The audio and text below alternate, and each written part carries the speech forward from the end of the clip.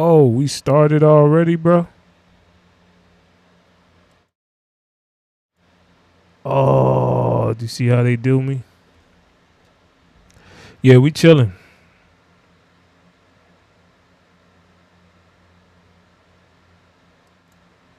See how they do me though?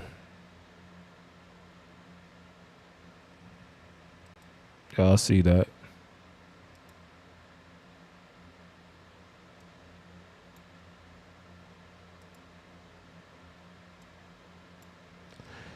Yo, yo, yo, yo, yo, yo, yo. Welcome to the Reg Joe.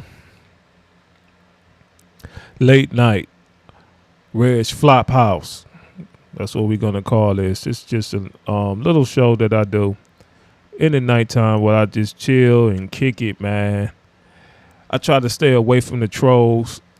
You know, I usually go in the troll section. If y'all check out my videos, I usually check out trolls and do little minor debates. I just had an interesting one, but my mic seems to be on mute, man. So I don't know how that actually works. But this is the Reg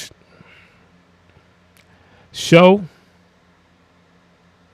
Y'all could go ahead and check me out, man. I'm over here kicking it, doing my thing. And we gonna get into we just gonna go on YouTube for a little bit and chill. Y'all could peep out some reactions. This is some real reactions. This is not something that like I actually looked at. I'm just picking random things that I see on my homepage, and I think it would be interesting for you to hear Res Joe perspective on things, you know. And I think I got a pretty interesting take on things, you know, the way I look at things. So we're gonna get into it, hang out for a little bit, play a little music, and gonna chill out for a little bit, you know. But check me out for a little bit. I'm gonna fix my mic for a hot second, and we're gonna go from there. Right. Okay.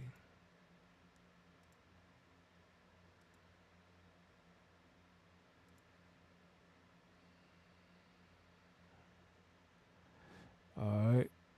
So check this out, man. I did like a podcast. I think I was on my boy Roto's podcast. On his channel or whatever. I was on his little Discord thing.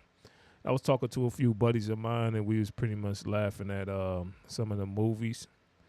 And the thing was, what we was looking at, like some movie reviews, just basically random YouTubers that like review movies.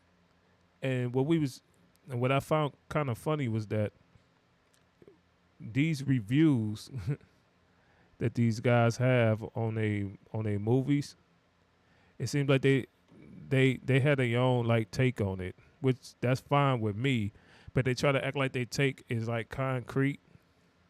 So I'm gonna basically what I'm gonna basically do is I'm gonna do a live reaction on here on YouTube, and then I'm gonna go ahead and do a live reaction on other channels that I be on. So, but or other social media pages or whatever you guys call it. You know, kids nowadays they got all types of names for these things. But check it out. I'm gonna go ahead and go into this. We're gonna check this one out. I guess this is one of the reviews that we found was funny. Um if you see my screen, critical thinker, this guy's basically reviewing a reviewer. So he's kind of like reacting to critical thinker, and he's trying to play like he's like a professional about what Rocky is about, like the Rocky movie. Now everybody loved the Rocky movies. Everybody loved Rocky Balboa, Sylvester Stallone playing Rocky, and everybody pretty much got understanding of what the movie's about. I just found it kind of funny on his understanding of what the movie's about. It's not really in line of what the movie was actually about. I just found it funny that how people just had their own perspective of what they actually looking at. But let's go into it. We're gonna take a good look at it, and let's get into it. This gonna be pretty interesting. Huge influence in my life. I love them, so does my wife. Hey, that rhymed. We watch them every year and have hours-long conversations about the franchise, the individual films, or even just particular scenes. So believe me when I say I know these films and love them as much as any sane person can. Recently, I came across a comment on the iconic character by YouTuber Critical Drinker, and it gave me pause. The Rocky we knew from the original movies was the very epitome of the heroic underdog, a tough, determined fighter who wasn't the biggest or the strongest or the most skilled, but always rose to the challenge through sheer grit and willpower. He was a trusting, optimistic kind of guy who tried to see the best in everyone, and as a result, he usually brought out the best in them. Now, what Critical Drinker is basically saying is that the Rocky movie is pretty much an underdog, a classic underdog movie. I'm about to give my perspective on that. I pretty much agree with everything what Critical Drinker is saying right now. It's a little bit deeper than that, of them portraying that this is pretty much an underdog hero. The antagonist is the underdog in this movie. So, but I'm trying to see what this. But when we was looking at this guy was like totally disagreeing with this notion of Rocky. But let's go into it. Let's listen to this. What this guy got to say. He taught whole generations of kids the value of hard work, resilience, and always getting up no matter how many times life knocked you down. But flash forward to Creed and he's now a lonely old man, estranged from his son, mourning the loss of his wife Adrian, and facing up to the remainder of his life with no real sense of purpose. Even though he faced and overcame literally all of these problems in Rocky Balboa like 10 years earlier, his despair is so complete that when he gets diagnosed with cancer, he refuses treatment because he simply doesn't want to go on living, and it's only Adonis Creed who gives him a reason to go on. Fuck off, Creed. You don't get to do this to The Rock. You don't get to step in at the 11th hour and totally retcon his personality to fit the needs of your shitty fanfiction story. Rocky was a character entirely defined by his determination to keep... Now, I guess this guy's letting this guy talk. And again, I think everything that Critical Drinker is saying, even at this point, is kind of true. They did kind of like try to retcon Rocky's character. Which he kind of, they did retcon his character because of the Creed movies. It's pretty much Rocky's like almost a totally different character. And they try to have a story behind it about him losing Adrian and going on throughout his life without, being close to his son and things of that nature. So, it's pretty much was a retcon, but I'm not trying to give my whole take about the Rocky movie. I'm just really waiting to see what this guy got to say, or I'm just letting y'all see what this guy is about to say. Keep going, no matter how hard life hit him, to always go one more round. It was literally the driving force behind every single movie, and now it's forgotten about so that Rocky can become some kind of pathetic charity case for Adonis to help out. While I intensely agreed with some of his sentiments, like the need to show that hard work and determination mean a heck of a lot and should be encouraged, one thought kept nagging at me. I think he misunderstood the main character. So, with Yeah, this is where I was disagreeing. Like, I think he misunderstood what the main character was. He don't understand this movie was made in the 70s, so, But let's listen to it. Creed 3 coming out, I thought I'd explore this quote and see if I can explain why I think the Critical Drinker got Rocky wrong. Now, don't get me wrong, I'm not here to get cheap clicks screaming bile at a popular YouTuber. I actually have a lot of respect for the Drinker as a YouTuber and as a published author, even if I don't always agree with him. It's just that in this case, the disagreement hit very close to something I love, and I wanted to address what I think is a woeful misunderstanding of an iconic character. If he or anyone else wants to have a discussion on it, hey, that'd be awesome. Maybe I would love to have a discussion on what Rocky was about with this guy, because I actually do love this movie. But I would love to have a discussion with him about this movie if you want to. So Regular Joe would love to have a discussion with you at any time about the Rocky movie. You invited anytime. I have my own Discord and everything if you want to have this discussion, sir. So yes, Reg Joe want to have a discussion with you about this movie. That's if we have a disagreement. So, but I know I'm trying to see where's the contention with Critical Drinker. way off base. I'm willing to admit that. Heck, knowing the way things usually go, Mahler and crew will probably rip me to shreds in a 4-hour-long discussion of why my video and my points are stupid. And that's okay too. It's okay to disagree and critique. That's what I'm here to do. So, anyways, to my mind, Rocky has never been the guy who gets up in fights because it's what's right, or because he possesses his own inner strength. Rocky, to me, has always been a man who will lay down and give up without the people around him to give him that strength, to give him heart. His heart is his core, and the people around him are the ones who... This is an absolute lie, and I'm about to tell you why it's a lie. But this dude got Rocky totally wrong. Just right there, he got Rocky wrong. But I'm going to go ahead and let him talk. To give him strength or steal it away. Steal that heart away, you break the man. In the original Rocky, we're introduced to him as a bum never was, fighting in sleazy 2-bit rings for a few bucks and getting his butt handed to him by another. Okay, first off, he don't know nothing about boxing, so I'm going to have to let him pass with this.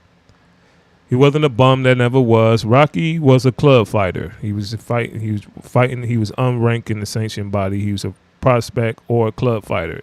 You see where he's fighting at right now? Yes, this is a club fight. He was pretty much a club fighter. He wasn't a contender yet. That's why the statement that he just made when he said that people around him believed in him and that was why he got up, that's why everything he just said is absolute nonsense. But we're going to go ahead and let him keep digging his grave. But Rocky right here at this point is a club fighter.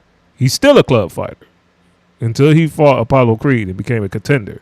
And the reason why he became a contender is because Apollo Creed gave him the opportunity to be a contender.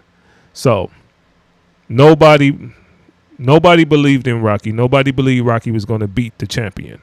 So Rocky was a club fighter that nobody believed in, which actually debunked his point that he just basically said that everybody believed in him and that's why he got up. No, Rocky literally got in that ring on his own. So we could go ahead and stop that nonsense.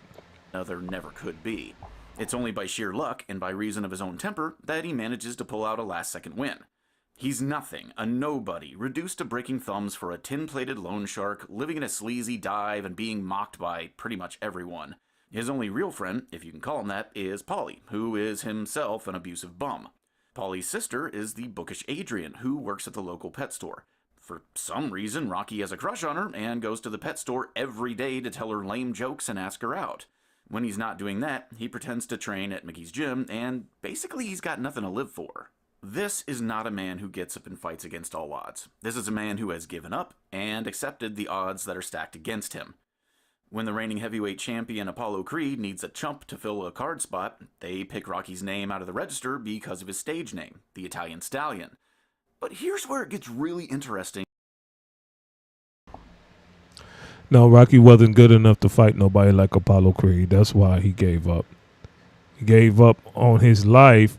But you changing the subject, sir. You said the reason why Rocky did get up is you said the reason why Rocky did get up is because the people around him. Basically, you're trying to say that Rocky actually earned this opportunity with Apollo Creed, which he didn't. Because you about to say it right now that Apollo Creed picked Rocky out of nowhere. So I'm about to explain this in a minute. But I'm about to tell you what Rocky 1 was really about. Rocky 1, 2, Rocky 3 was really about. But let's go ahead and let him keep digging his own grave. Remember, his statement was the reason why Rocky got up, right? The reason why Rocky got up and won those fights was because people believed in him. If it wasn't for the people that believed in him, Rocky wouldn't have got up. So he basically about to contradict himself because Rocky would have never even had the opportunity if it wasn't for Apollo Creed, right? These same people that was around Rocky, right? These same people that was around Rocky, you about to see that none of these people believed that Rocky was going to beat Apollo Creed. Not even Rocky. And elucidates my point. Rocky agrees to the bout, but you can see he's terrified, though he'd never tell anyone that. He's too much of an old-fashioned type of guy. But you can see the hopelessness in his eyes. When Mickey, the wizened gym owner, comes offering to train him, where before he had rejected him, Rocky is indignant, kicking Mickey out and borderline giving up right then and there, knowing that his chances of success... There you go. There you have it. Because the reason why Rocky kicked Mickey out, because Rocky knew that Mickey was only using him to get a shot at the championship, something that Mickey never done, none of his fighters have ever done. So Rocky knew Mickey was using him, and that's why Rocky was mad at him. That's why when Rocky cussed him out, Mickey couldn't say nothing because Mickey knew. Mickey realized that he didn't believe in Rocky and he was only using him. So there you go. Not Mickey, his own trainer at that time, didn't believe in Rocky. Matter of fact, Mickey didn't believe in Rocky until Rocky 2. Or none, but still too proud to accept the help of the man he looks up to as a father. No, you don't know what you're talking about, and you don't know boxing. Rocky told Mickey off because Rocky knew Mickey was only using him for the opportunity, for the spotlight. That's why Mickey wanted to train Rocky. Like, we could go back to the scene and look at the scene. That's why these guys not playing the scene. But we could go back to the scene and see what's going on. I'm about to get into the whole movie of Rocky 1 once he move on from this point. Until he does. This one scene where he kicks Mickey out, despairs, swallows his pride, and then rushes after him to gratefully accept his help is not only wonderfully acted and shot, but it encapsulates everything that Rocky is. He is proud. No, he didn't swallow. Rocky didn't swallow his pride. What is you talking about? No, he cussed Mickey out. He cussed Mickey out, rightfully so, because he knew Mickey was using him. He knew Mickey really didn't believe in him. So he cussed him out. And kicked him out. Right? But Rocky knew that he needed Mickey to train him because he ain't had nobody else to train him. He ain't had nobody else that he trusted. So Rocky was perfectly right for kicking Mickey out and cussing him out because Mickey never believed in him before. And now that Rocky got this great opportunity, now Mickey want to train him. That's what Rocky said to Mickey. That's what he said to him. And that's why Mickey could not say nothing to Rocky and left. If Mickey really believed in Rocky, Mickey would have said so right then and there. Mickey would have been like, hey, I got a plan to beat him like other trainers do. Real trainers have a game plan already in place. Mickey had no game plan. That's why he couldn't respond to Rocky. You don't know nothing about boxing, so that's why you saying this nonsense.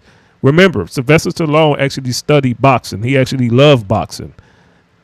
So Sylvester Stallone in these shots is trying to get you to understand that Rocky really doesn't have any chance of beating Apollo Creed. Out of respect for the great Muhammad Ali, Rocky really had no chance of beating Apollo Creed. Everybody know it. Everybody knows it. Mickey knows it. Rocky girlfriend knows it. Paulie knows it. Rocky knows it. Everybody in Philadelphia know that Rocky don't have no chance of beating the champion at all. Rocky is a bum, and Rocky know it. So this whole notion that you're trying to say that everybody is believing in Rocky and that's why he's getting up, no. Rocky is literally going in that ring all by himself and fighting this dude the best that he can. So no, you're wrong. Proud, He has a big heart, he is prone to emotion, and without those who give him heart, he is nothing. Throughout the rest of the first movie, this is all played out wonderfully. His growing relationships with... No, you wrong. The reason why Rocky kicked Mickey out... I hope my mic is on. The reason why Rocky kicked Mickey out in the first place, I'm going to have to reset it. I'm going to re-say this again. The reason why Rocky kicked Mickey out is because Rocky knew that Mickey didn't believe in him. So you can't say everybody believed in him and that's why he's getting up and that's why he's fighting so hard. No. Mickey didn't believe in him. The people in Philadelphia didn't believe in him. His girlfriend didn't believe in him. Paulie didn't believe in him. Nobody believed in him because he's fighting the heavyweight champion of the world. Period. Apollo Creed in this universe is the best fighter in the universe. Period. Point blank. That's it.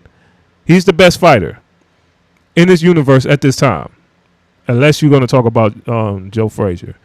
But Apollo Creed is the best fighter in this universe. He is the heavyweight champion of the world. And Rocky, right? And Rocky is a bum. Rocky know he's a bum. Rocky know he wasn't in the rankings in the sanctioned body to be fighting nobody. He's not a contender. So Rocky know he's not a contender. He know he didn't earn that shot. He know this whole thing is a sham. So, and I'm about to get to the sham part in a minute. So I'm just establishing this point right here that he's already debunked. Nobody believe in Rocky right now. Not even Mickey. That's why Rocky cussed Mickey out and kicked him out the house.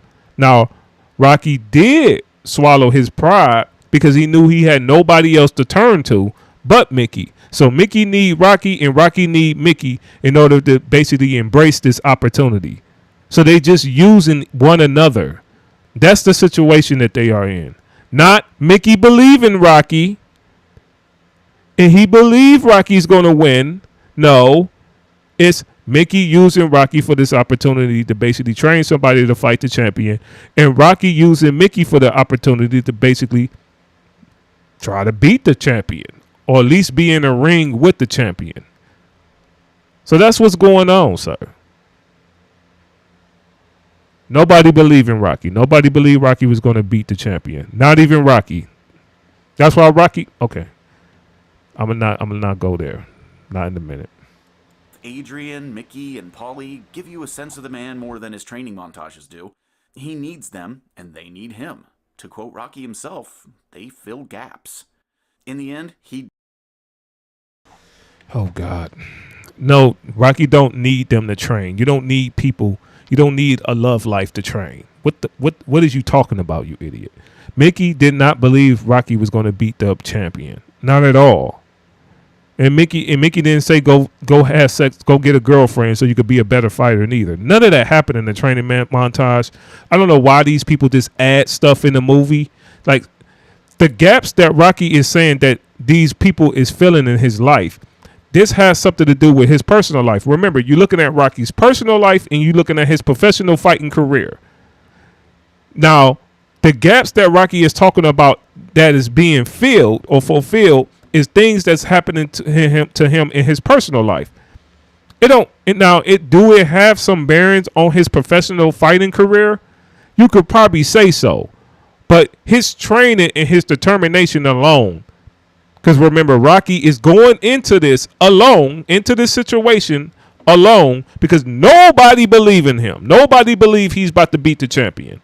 So you cannot say anything that's going on in Rocky's personal life.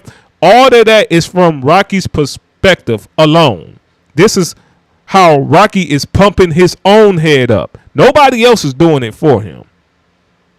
So it's not, Rocky need these people to believe in him in order for him to do something. No, that is not what's going on, sir.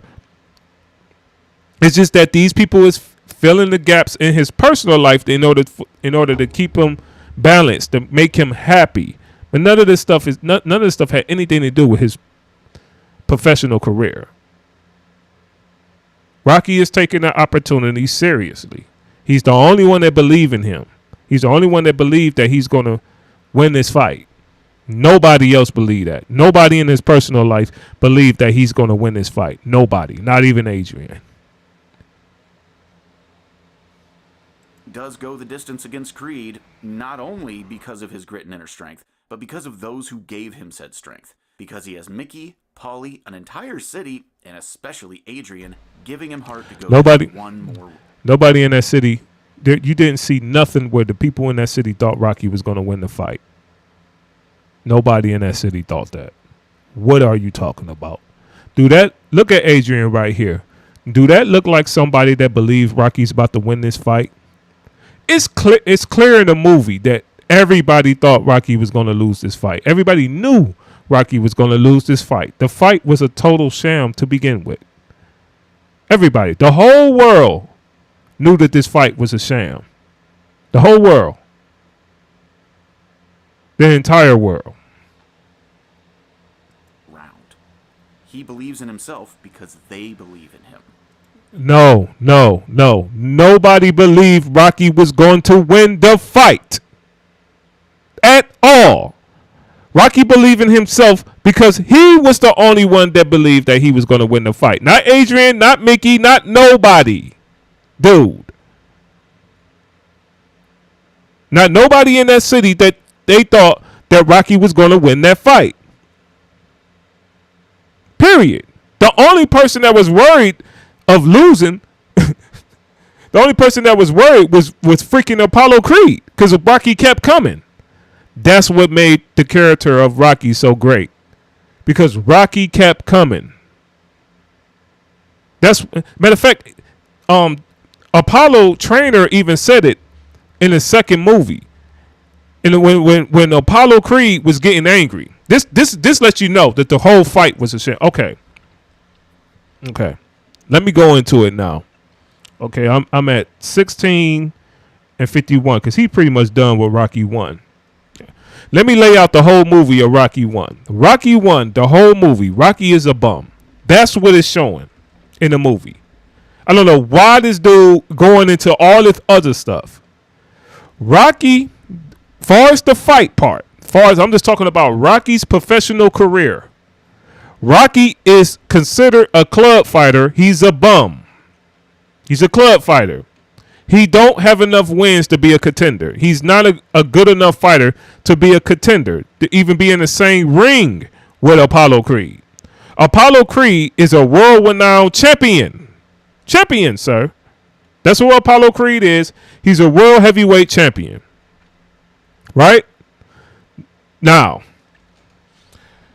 Apollo Creed, during the fight of Rocky, this is what's going on. Let me lay out the entire situation right now. So, here's Joe Frazier.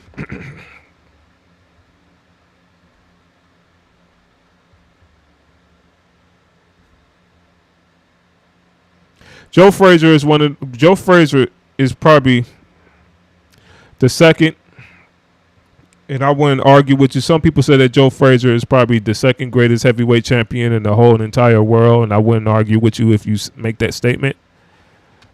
Only second to probably somebody like George Foreman or Muhammad Ali.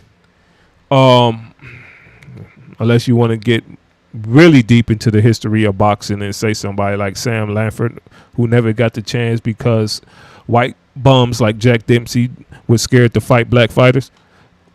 But let's just talk about George Frazier. Right?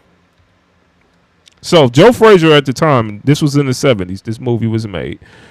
At the time, Joe Frazier was the heavyweight champion of the world. This is probably during the time when Joe Frazier probably was knocked out, probably right before the Thriller in Manila, or was this the time when Joe Frazier knocked out Muhammad Ali?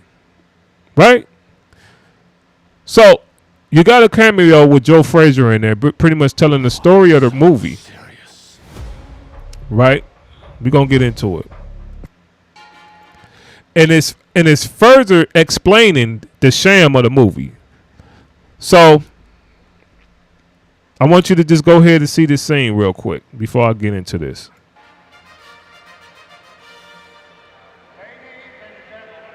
Listen to what he's about to say about Joe Frazier.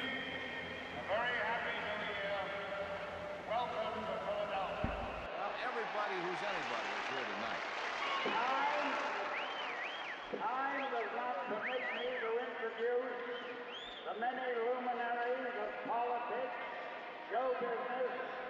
sporting world who are with us tonight, but I would like to present one of the immortals of pugilism, a champion in and out of the ring, Philadelphia's own Smoking Joe, the beloved Mr.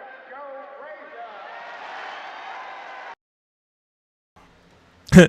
Now they're saying that Joe Frazier is a champion in and out of the ring, so I don't know what belt that so I guess like at this time what Joe Frazier had the WBC boxing heavyweight title.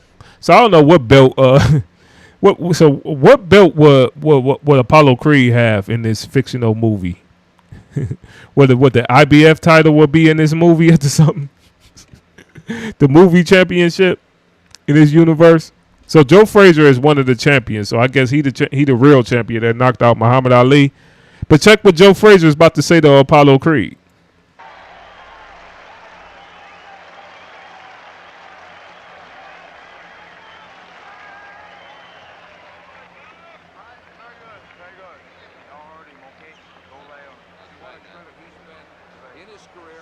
Now Joe Frazier, he's like, hey, look, don't lay on him too bad now, he ain't even paying Rocky no attention. So he know that Apollo is about to beat Rocky. Check this out. Check what he's gonna say to Apollo Creed. You've been ducking me long time. I'm about to start saying that, bro. You've been ducking me long time.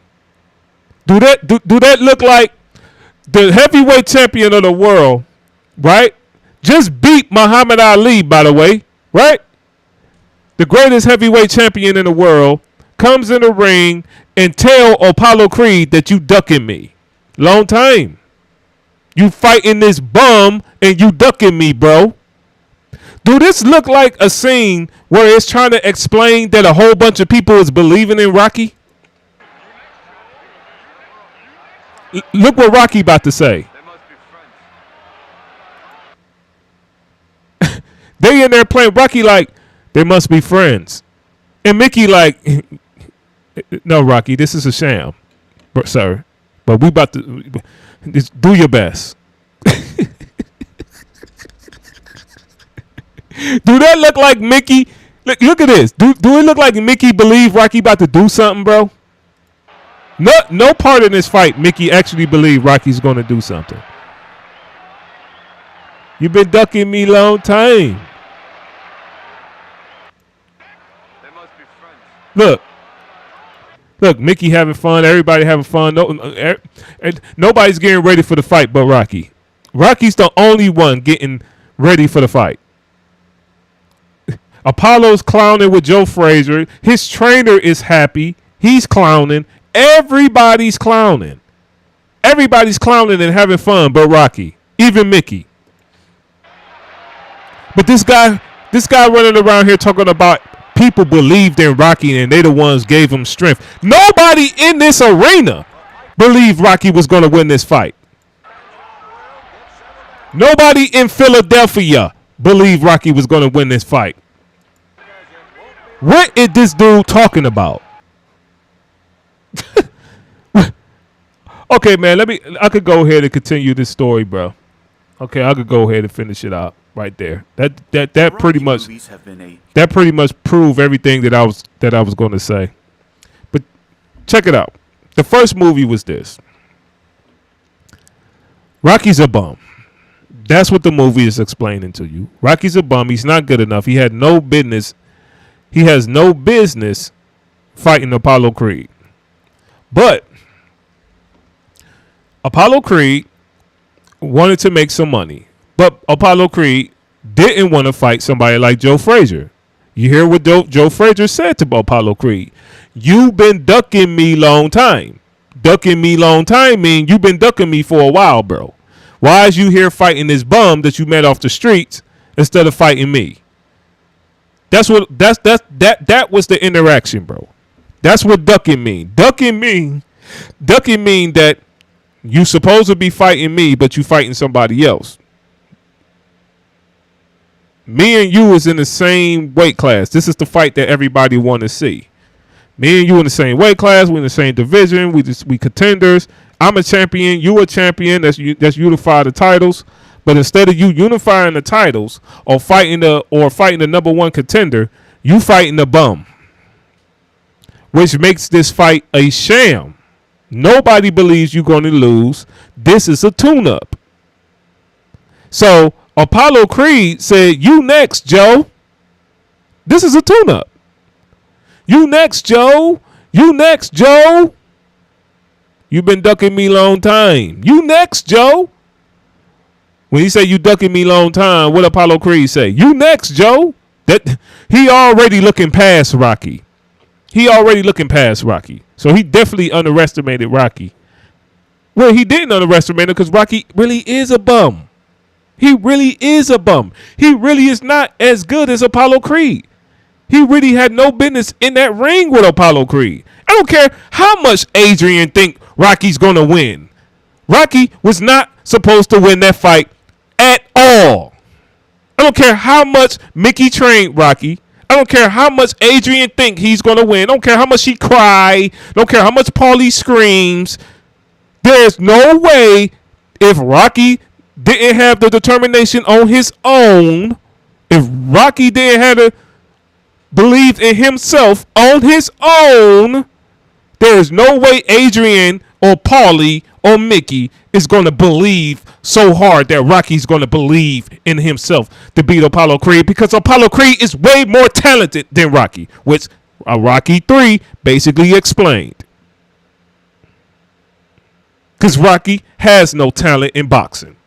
He's a bum. That's why that's why he gave up on boxing, because he knew it was guys like Apollo Creed fighting, and he knew he had no chance to fight these guys. But he believed in himself. I guess he knew that this entire situation was a sham. But he said he wasn't going to be the butt of the joke. He wasn't going to be some type of laughing stock.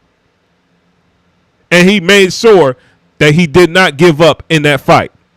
So, yes, Rocky gave up on life. Rocky gave up on boxing. Rocky gave up on a whole lot of things. But he made sure that at this very moment, I'm not going to give up.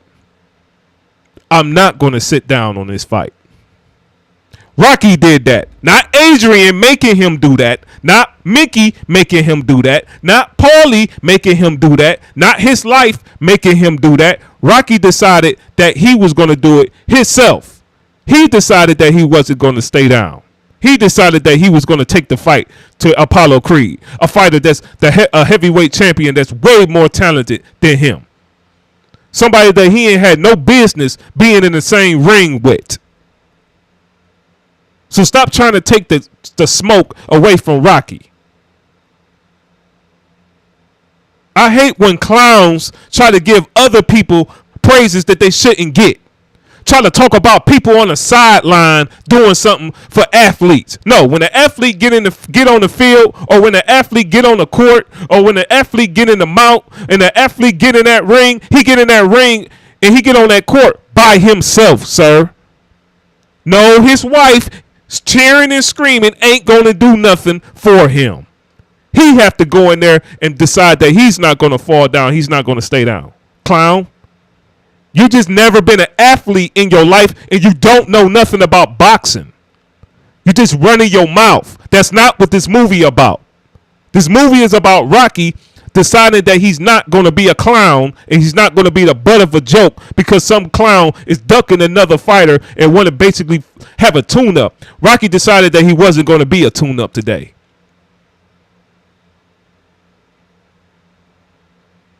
Now, that wasn't Mickey's intention. Mickey just wanted the spotlight. Mickey was using Rocky. Mickey ain't had no love for Rocky until after the fight. Because Mickey believed Rocky won that fight.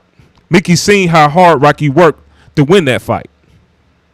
And he felt that Rocky was screwed. That's what put the battery in Mickey's back.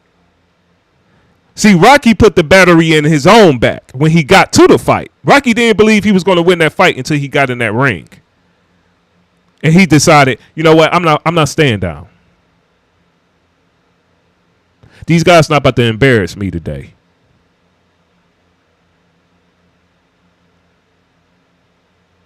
And Mickey seen that. Mickey said, this guy, you know what? This guy finally decided to stand up for himself. He finally decided that he's going to be something.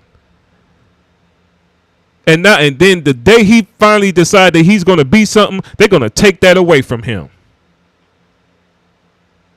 That's what put the battery in Mickey's back. And that's what you got Rocky too. So you don't know nothing about Rocky because you don't know nothing about sports. And you don't know nothing about athletes. Clowns on the sideline don't do nothing. Yeah, you have a good life with your wife. Yeah, you have a good life with your kids. That's all talk.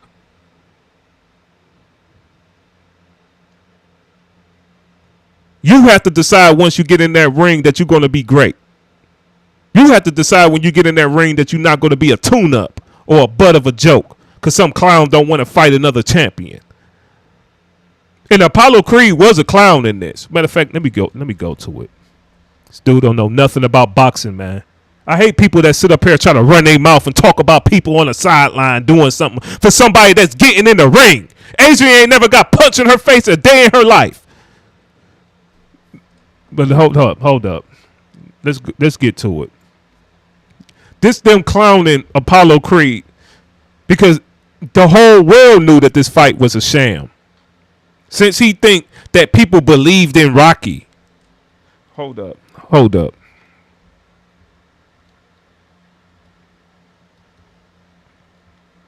Then we gonna talk about Rocky's career, bro.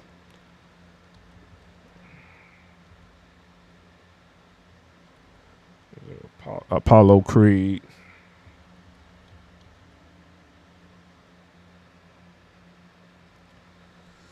See, you carried that bum.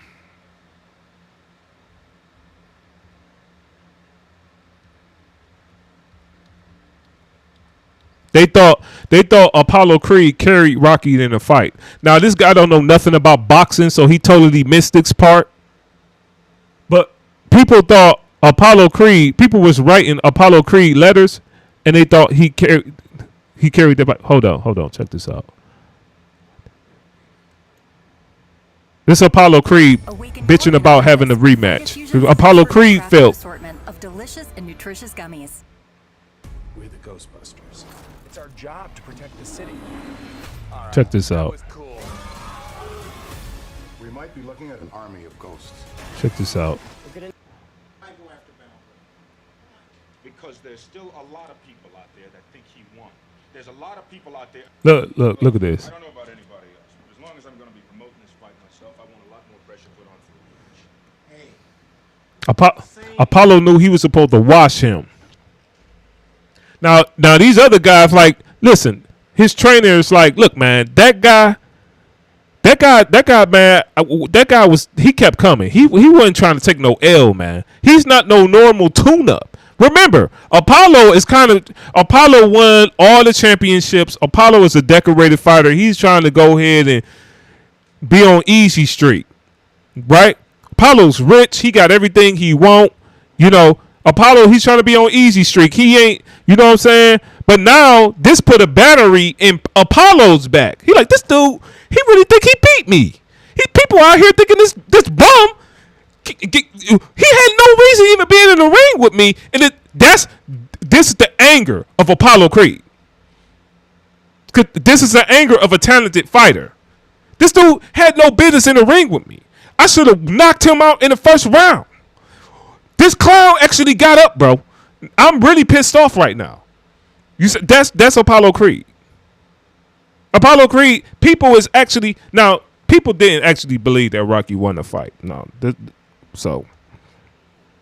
right? Because everybody knew it was a sham. People was pissed off that Apollo. People actually thought that Apollo carried Rocky in the fight. That's the scene I'm trying to get to. People actually thought that Apollo Creed carried Rocky in the fight, like cut him short, basically just beating him up throughout the whole fight, and didn't knock him out. Didn't give him like the mercy of knocking him out in the early rounds. Like you should have knocked that dude out in the early rounds. Matter of fact, the guy you should have never even fought that guy. You see what I'm saying? Or if you was going to fight him, at least knock him out in the early rounds. Don't beat him up for 12, 15 rounds. You know, like, you bum. You know, people was thought Apollo Creed was being cruel to Rocky. That's what people thought.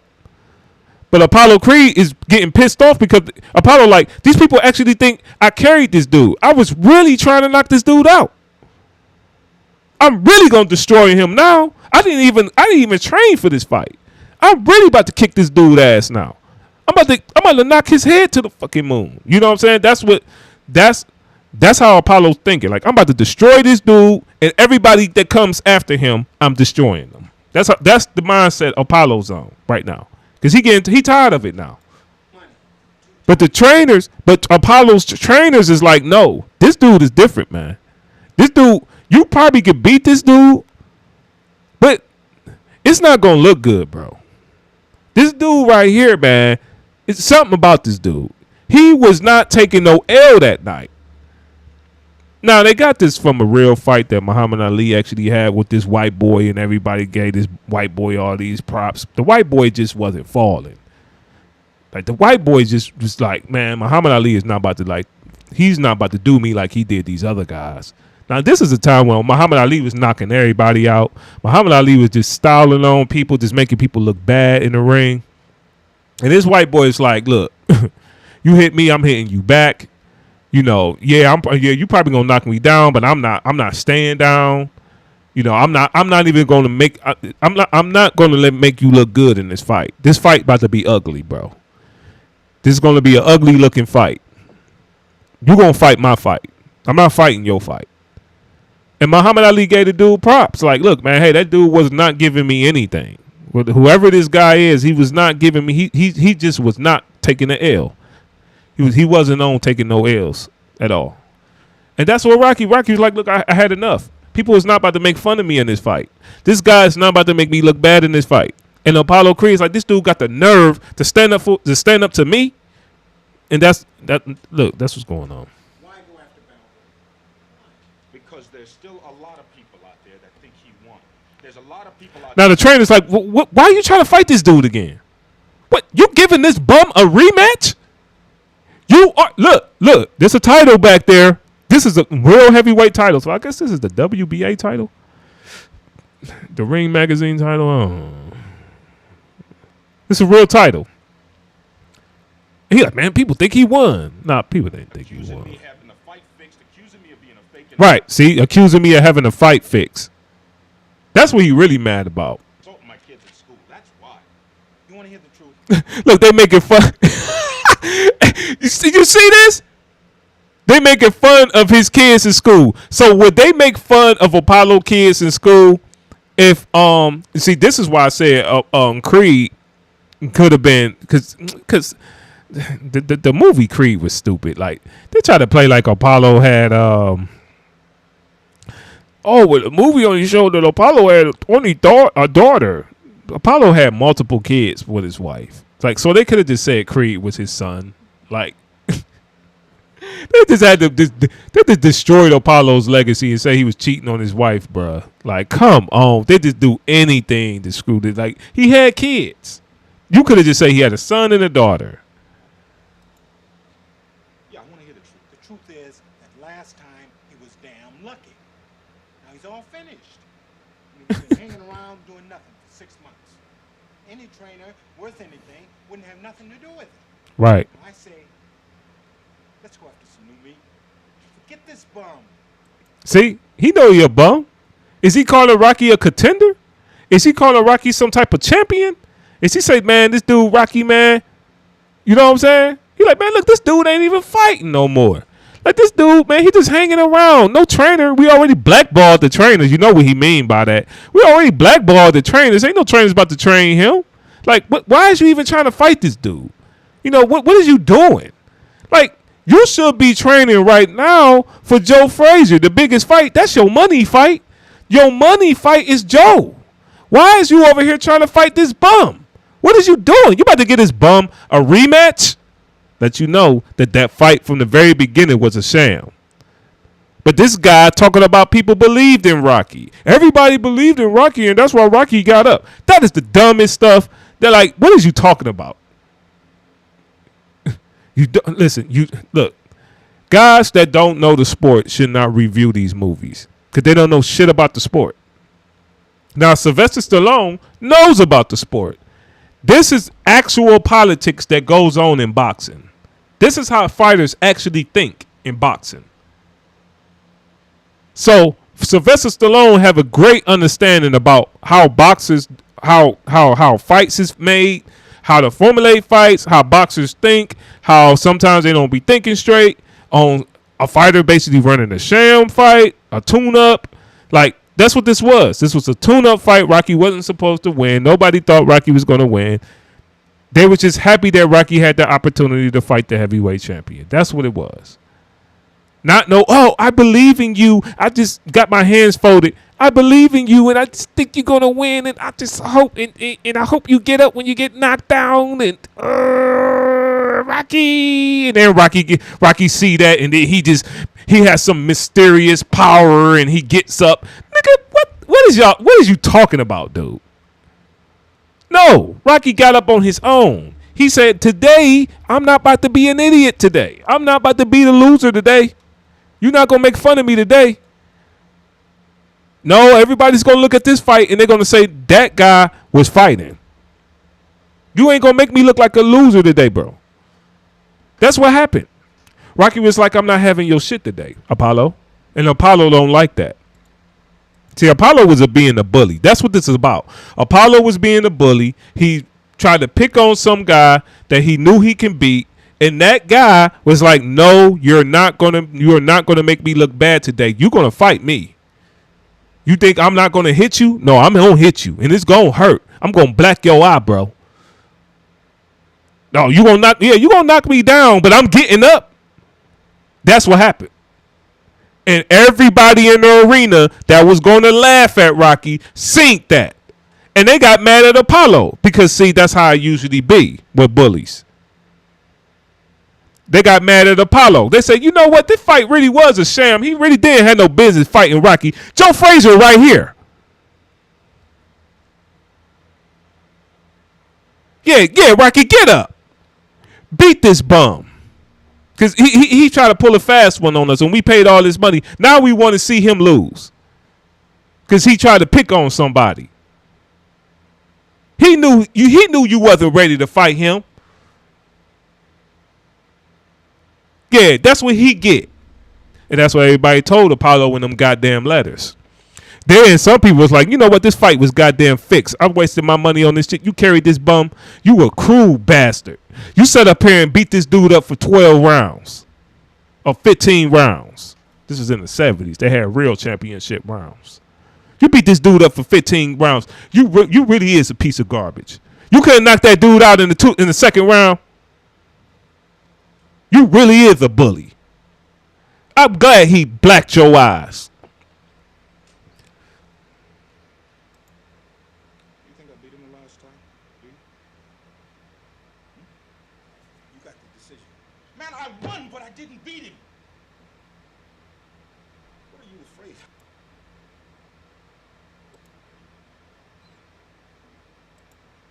You got the decision. Man, I won, but I didn't. This bum. Look. You think I beat him the last time? Do you? See, they knew he was supposed to knock him out. He knew he didn't beat him. See, when you fight a tune-up, this is how you know this guy don't know shit about boxing. When you fight tune-ups, you really is supposed to beat him with no problems. Unanimous decision. Or a knockout. This fight, Rocky's a bum. A club fighter. Not even a good prospect. Not a contender. Not even ranked in the sanctioned body. Probably not even ranked in his sanctioned body. There's some guy that Apollo picked up off the streets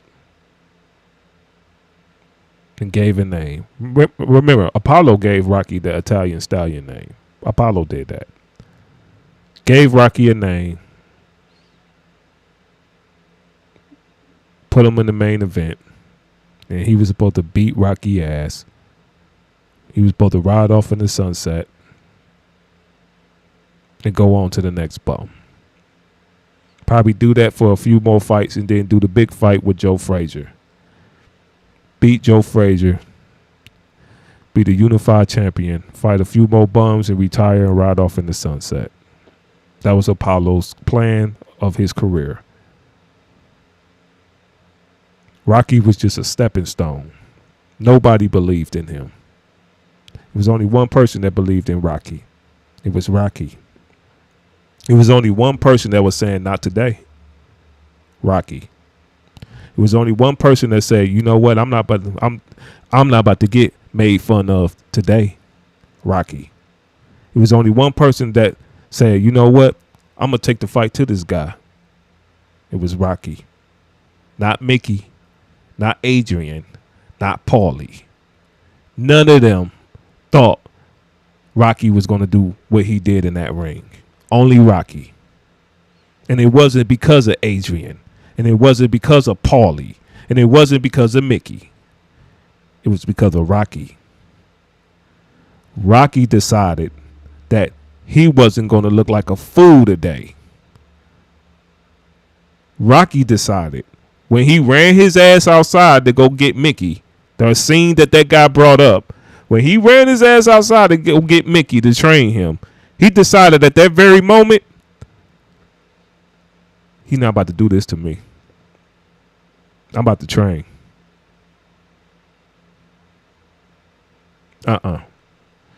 He's not going to knock me on the floor in the second round and make fun of me. I'm about to train. I'm going to go the whole 15 rounds with this dude. I'm going to make this fight competitive. He ain't going to style on me. Oh, it ain't going to be no hit. There ain't going to be no hit and don't get hit in this ring today. Oh, no, he going to have to take some punches today. Rocky decided that, not Adrian. Adrian didn't get in that ring and did the goddamn thing. Adrian wasn't even at the goddamn fight. As far as I know. Was Adrian even at the fight? Paulie was there. Paulie was sitting in the back.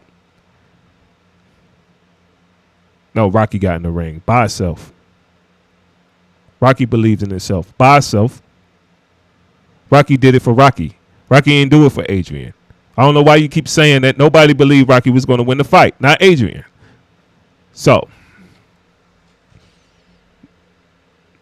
none of this went according to Apollo's plan. That's why Apollo asked his trainer, man, you think I beat him? And his trainer like, man, look, dude, you got the decision, bro. Leave it alone. I didn't beat. You know what I'm saying? Yeah, but decisions don't mean nothing, bro. It's a controversy now. Because the fight should have never been close in the front. Now, listen, Apollo beat Rocky all those rounds. Rocky probably won like maybe 2 rounds. Let's be real. Apollo whooped Rocky's ass the whole fight. Matter of fact, Apollo whooped Rocky's ass the whole fight in the first fight, and he whooped his ass the whole fight in the second fight. Really, honestly, the only reason why Rocky won the second fight is because Apollo didn't get up. Rocky had no chance of beating Apollo Creed. Period, sir. Like, newsflash, Rocky really didn't win neither one of those fights. The only reason why he beat Apollo in the second fight is because Apollo didn't get up and Rocky did get up. Rocky had no chance of beating Apollo, bro. That's what make Rocky 3 so good. So, the fight was a sham, the first and the second fight. Apollo was supposed to beat the shit out of him, which he did in the second fight. All the rounds, almost honestly. That's what made that's what made it so good. Rocky only got really started beating him in the last part of the rounds, but that ain't enough to win no fight. Rocky needed the knockout to win. That's why they made the movie that way. It's a movie.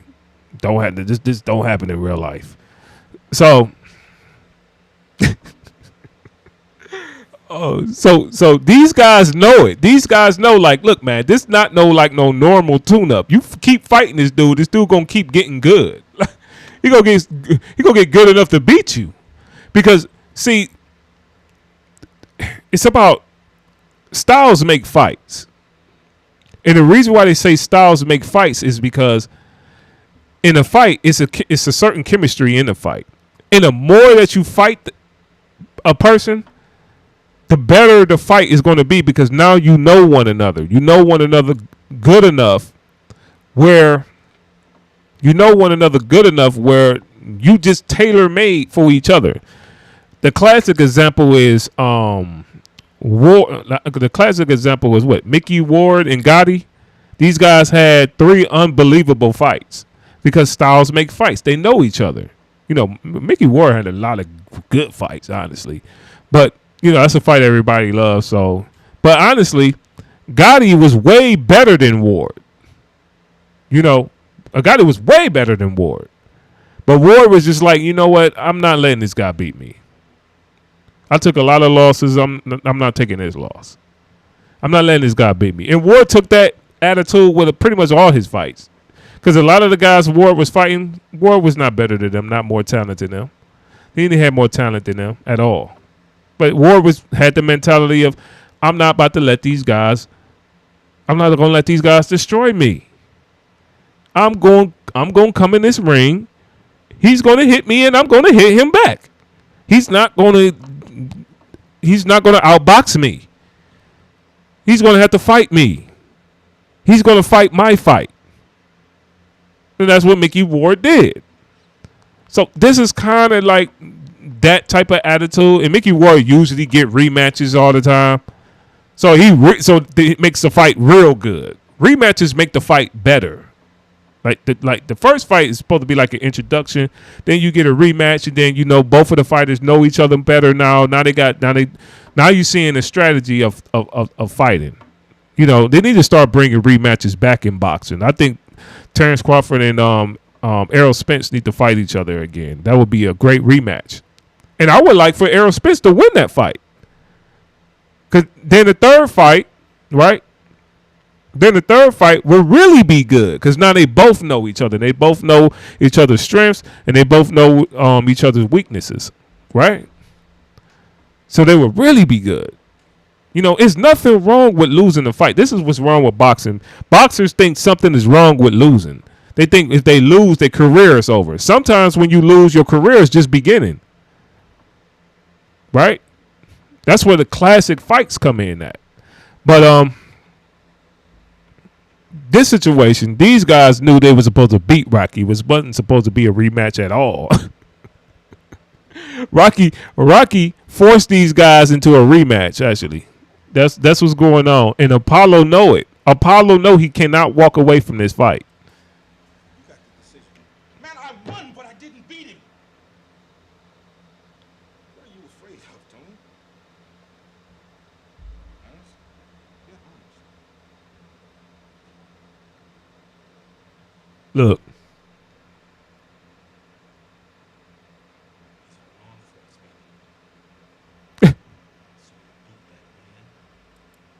He said he's not good for us, man.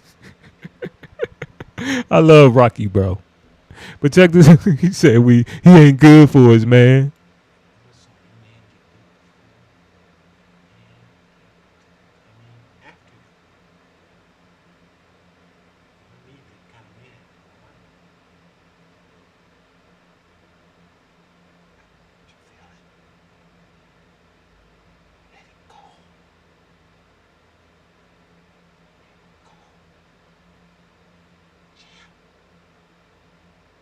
You gotta let this go, bro. Paulo like, man, fuck that. I'm knocking this nigga out. I don't know. Paulo like, fuck that. Fuck what you talking about. I'm knocking him out. I know I'm better than him. What are you talking about? Apollo is not understanding. Like, look, Rocky is not taking no L's. I want something done to jar this man's pride. I want something done to get the people around him talking. All right? You realize if we use this humiliation tactic, you're setting yourself up as the bad guy. Look, man, whatever gets him in the ring. You see what I'm saying? You see? He's willing to be the bad guy in this. See, Apollo's smart too. Like, don't get me wrong. Apollo is smart. Apollo know. Let me see this. Let me see this.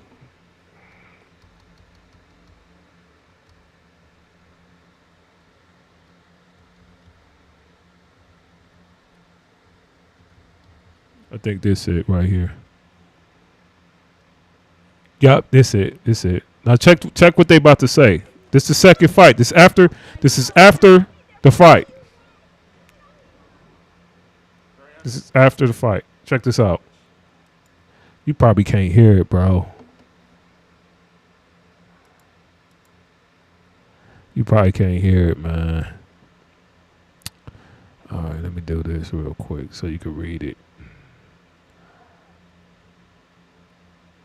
I know they probably gonna get me for copyrights, ain't they? Suck, bro. Check this out. He reading the letters. These are the letters that they sent him Apollo.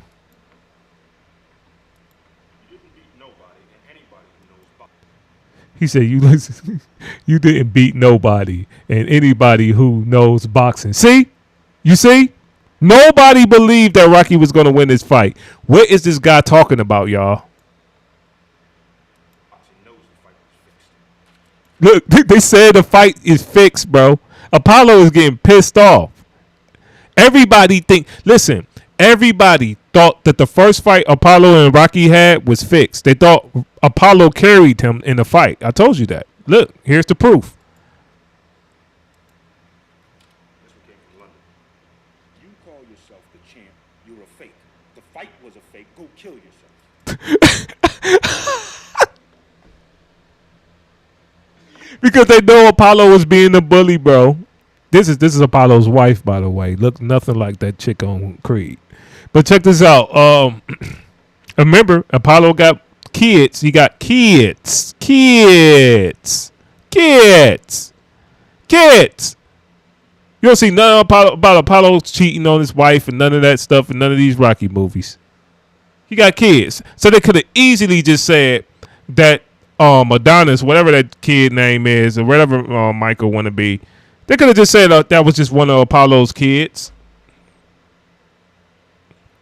But they just had the shit on Apollo Creed. So Apollo Creed is the greatest fighter in Rocky. But check this out. He said the fight's a fake. He said you a fake. The fight was a fake. Go kill yourself, bro. Damn. Oh man, that would have made me mad too, though, bro. Listen, she said, wouldn't you rather play with your children? Which means Apollo got multiple children, bro. Apollo got multiple children. You see how lame the new Creed movie is, bro? They said that Apollo cheated on his wife with another woman or something, man. I'm telling man.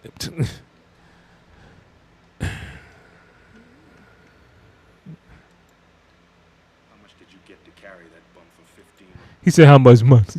See, because Rocky fought the whole 15 rounds. They thinking he carried them in the fight. You're disgrace to your people. Why can't you ignore it? Why can't you ignore Disgrace to your people. Why can't Carry that bum for 15 rounds. You're disgraced. How much did you get to carry that bum for 15? I want to rewind that, though. How much did you get to carry that bum for 15?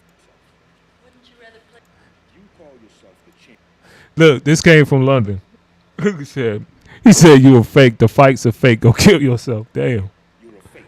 The fight was a fake. Go kill yourself. See? Wouldn't you rather play with the children and read hate mail? Look, he annoying the kids. How much did you get to carry that bum for 15 rounds? You're disgrace to your people. Why can't you? Oh, you know that was somebody black that wrote that one. Dad, you a disgrace to your people. He damn right, Apollo. You is a disgrace. You should have never fought Rocky in the first place, dude. That man decided that he wasn't going to get bullied on today, and you don't like it. You should have never fought that bum in the first place. You should have fought Joe. Right? So, nobody believed that Rocky was going to win the fight. Here's all the proof. All the proof is in the movie. What movie was he looking at? What movie was he looking at, everybody? What movie was he looking at? Because nobody believed that Rocky was going to win that fight. So he's talking about some Adrian. I could go look at some scenes about Adrian telling Rocky that he might not win that fight. In his face. Now, one scene, I dare him to give me one scene where Adrian said that he was going to beat Apollo. Dare him. Double dog dare him that he find the scene where Adrian told him that she think he's going to beat Apollo Creed. I bet he can't get it And I bet he can't tell me one scene that Mickey said he was going to win. Talking nonsense. Rocky told Mickey, when Rocky cussed Mickey out and kicked his ass out of his house, he told him right. He wasn't lying. He told him right. He said, dude, you want to train me now? You ain't never cared about training me before. Now I got this opportunity. You want to train me and you want to act like I could do something now. You trying to gas me up? You can't look me dead in my... I said, you can't look me in my eye and believe that I'm going to beat Apollo Creed. And he couldn't. Mickey ain't had nothing to say. Mickey walked right out that house. Why? Because Mickey knew he couldn't bullshit with Rocky at that point. Rocky knew Mickey was trying to use him. But Rocky was like, you know what? I'm going to go ahead and let this guy train me. I'm going to go ahead and let this guy train me. And I'm not about to let these people laugh at me. I got a trick for them. I'm going to go in there and fuck this guy up for 15 rounds.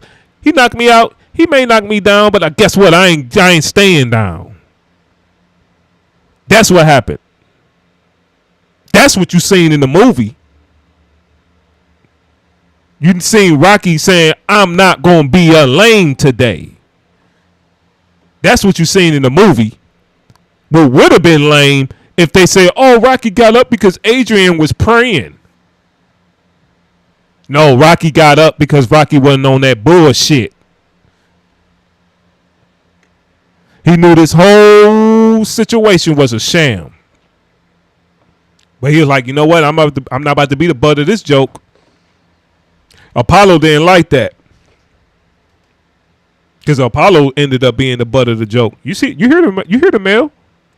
Told him to go kill himself. Did you get to carry that bum for 15 rounds? You're a disgrace to your people. Damn sure right.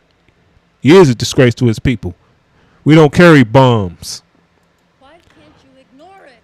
We unify championships and fight champions. We fight the best of the best over here. We don't carry tune-ups.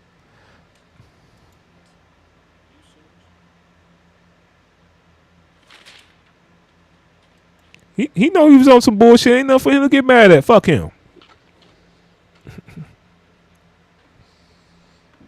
Talking about my man was cheating on his wife. Apollo ain't cheat on his wife, man. On Red Con, you know what I'm saying? Yeah. So let's go back to this. Let's go back to what this dude was talking about, man. Let's go back to this dude, bro. The Rocky movies have been a huge if he or anyone else wants to have a discussion on it, hey, that's a good fight to pull out a last-second win. He fights against all odds. This is a man offering to train him, where before he had rejected. That's when he kicked him out. That Rocky is. He was sense of the man more. Now notice I showed you the scenes to explain what's going on. This guy ain't showing no scenes because he know he talking nonsense. You see what I'm saying? There's a difference between the real and the fake. Than his training montages do. He needs them, and they need him. To quote Rocky himself, they fill gaps. In the end, in his life, not in his boxing career. And they ain't fill no gaps. What gaps? What are you talking about? We talking boxing. You said your whole premise is that Rocky got up because people believed in him. I just showed you that people didn't believe in nothing. They didn't believe Rocky was going to win that fight. Not even Rocky believed he was going to win that fight. Rocky decided that he wasn't going to be the butt of the joke, though. That's what happened. And he does go the distance against Creed, not only because of his grit and inner strength, but because of those who gave him said. No, nobody gave Rocky anything. Rocky decided to do that himself. Determination is the reason why Rocky went those rounds. Not other people outside of the ring. People outside of the ring ain't doing nothing but looking with you. You don't know nothing about boxing. You never been in the ring. That's why you running your mouth. Strength. Because he has Mickey, Paulie, an entire city, and especially Adrian, giving him heart to go just one. No, nobody's giving Rocky the heart. Rocky decided that he wasn't going to be the butt of the joke today. It was determination. Look at this scene right here. Do that look like somebody that believed that her boyfriend is going to win the fight, or that look like somebody that just wanted to be over with? one more round. He believes in himself because they believe in him. And when he stands... No, nobody believed Rocky was going to win the fight. He keeps saying they believe in him. No, nobody believed that Rocky was going to win that fight whatsoever. Stands battered and bruised at the end of the fight, he doesn't even listen for the decision, but calls for his everything, his soul, his Adrian. And the film ends wonderfully with them simply holding one another and saying, I love you. In Rocky 2, we find the Rockster flying high and then brought low. He's bleeding money and has to go work in the same butcher's warehouse where before he had been triumphant. When offered a chance at a rematch with Creed, he demurs, only for the sake of his love. He wants the glory, but his family means more to him, though it means suffering the slings and arrows of personal and public shame. He fights against being ordinary, and yet he fights for his family by working hard to be what he sees as a good family man with a steady job. When that job dries up, though, he agrees to the rematch for the money and out of a sense of pride. But yes. Yes. Yes. You still yet to explain when do people start to believe in Rocky. If the people really believed in Rocky, they would have been telling him to fight the whole time. They wouldn't let him get no job. Definitely not Adrian, because Adrian don't want him to fight at all. So, Huh?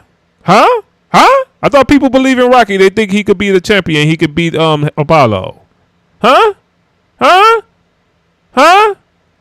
Yeah. Only Apollo was pushing for this fight, by the way. Only Apollo was playing games to get this fight going. Only Apollo wanted this rematch, not Rocky. When Adrian goes into a coma giving birth, he's left adrift. His child and the woman who has been his entire reason for living are at death's door. Nothing else matters but his love for his family. So what does he do? He stops training. He stays by her side, reading to her, holding her hand. This is the difference between Rocky's life. Remember, this is the difference between Rocky's life. This is not proving anything. This is the difference between Rocky's personal life and his boxing career. And again, he still have not shown anybody believing in him. Now, the only person that's actually believing in him at this moment is Mickey. And it's only because Rocky put the battery in Mickey back, because Mickey actually believed that Rocky actually won the fight. So Mickey's the only one that's believing in Rocky right now. This guy literally just don't know what he's talking about. Refusing to even see their newborn child until, against all hope, she revives. He lays down his chance at glory to fight for something else. His heart, his love, his Adrian. Because Adrian is the most important thing in his life. The most perfect realization of this is when Mickey, hardened old sot that he is, comes to say his piece in the chapel, challenging Rocky to get up and train and fight Apollo. And then Mickey just sits and prays with his friend. Mickey gets it. He doesn't like it, but he gets it. The Rocky and Adrian love story is one of the most perfect love stories that has ever been put to film. Two disparate people with totally different outlooks find a way to fill a hole in one another's lives and complete one another. And they constantly challenge one another. And it's not until Adrian regains her strength that Rocky finds his. When she tells him to win, he is renewed, reborn, and goes on to glory. Because the soul of the man is the people who fill his heart.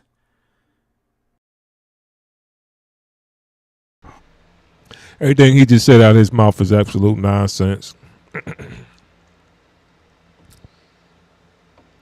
Now, that is the first scene that Adrian actually told Rocky to win the fight. That was to pump Rocky up to go on to win the fight. But let's just be honest. Mickey already put that battery in Rocky back to win the fight. Mickey already believed in Rocky to win the fight because Mickey actually believed that Rocky won the last fight. So it was actually Mickey that really was the one that was driving the Rocky fight. It was Apollo that was basically making the fight happen. Rocky would have just been cool with his girlfriend and his kids and working in that factory if he didn't, and made his little money with that fight or whatever. But Rocky going into that ring this time was, you know what? Now I'm about to win this fight because Mickey believed in me.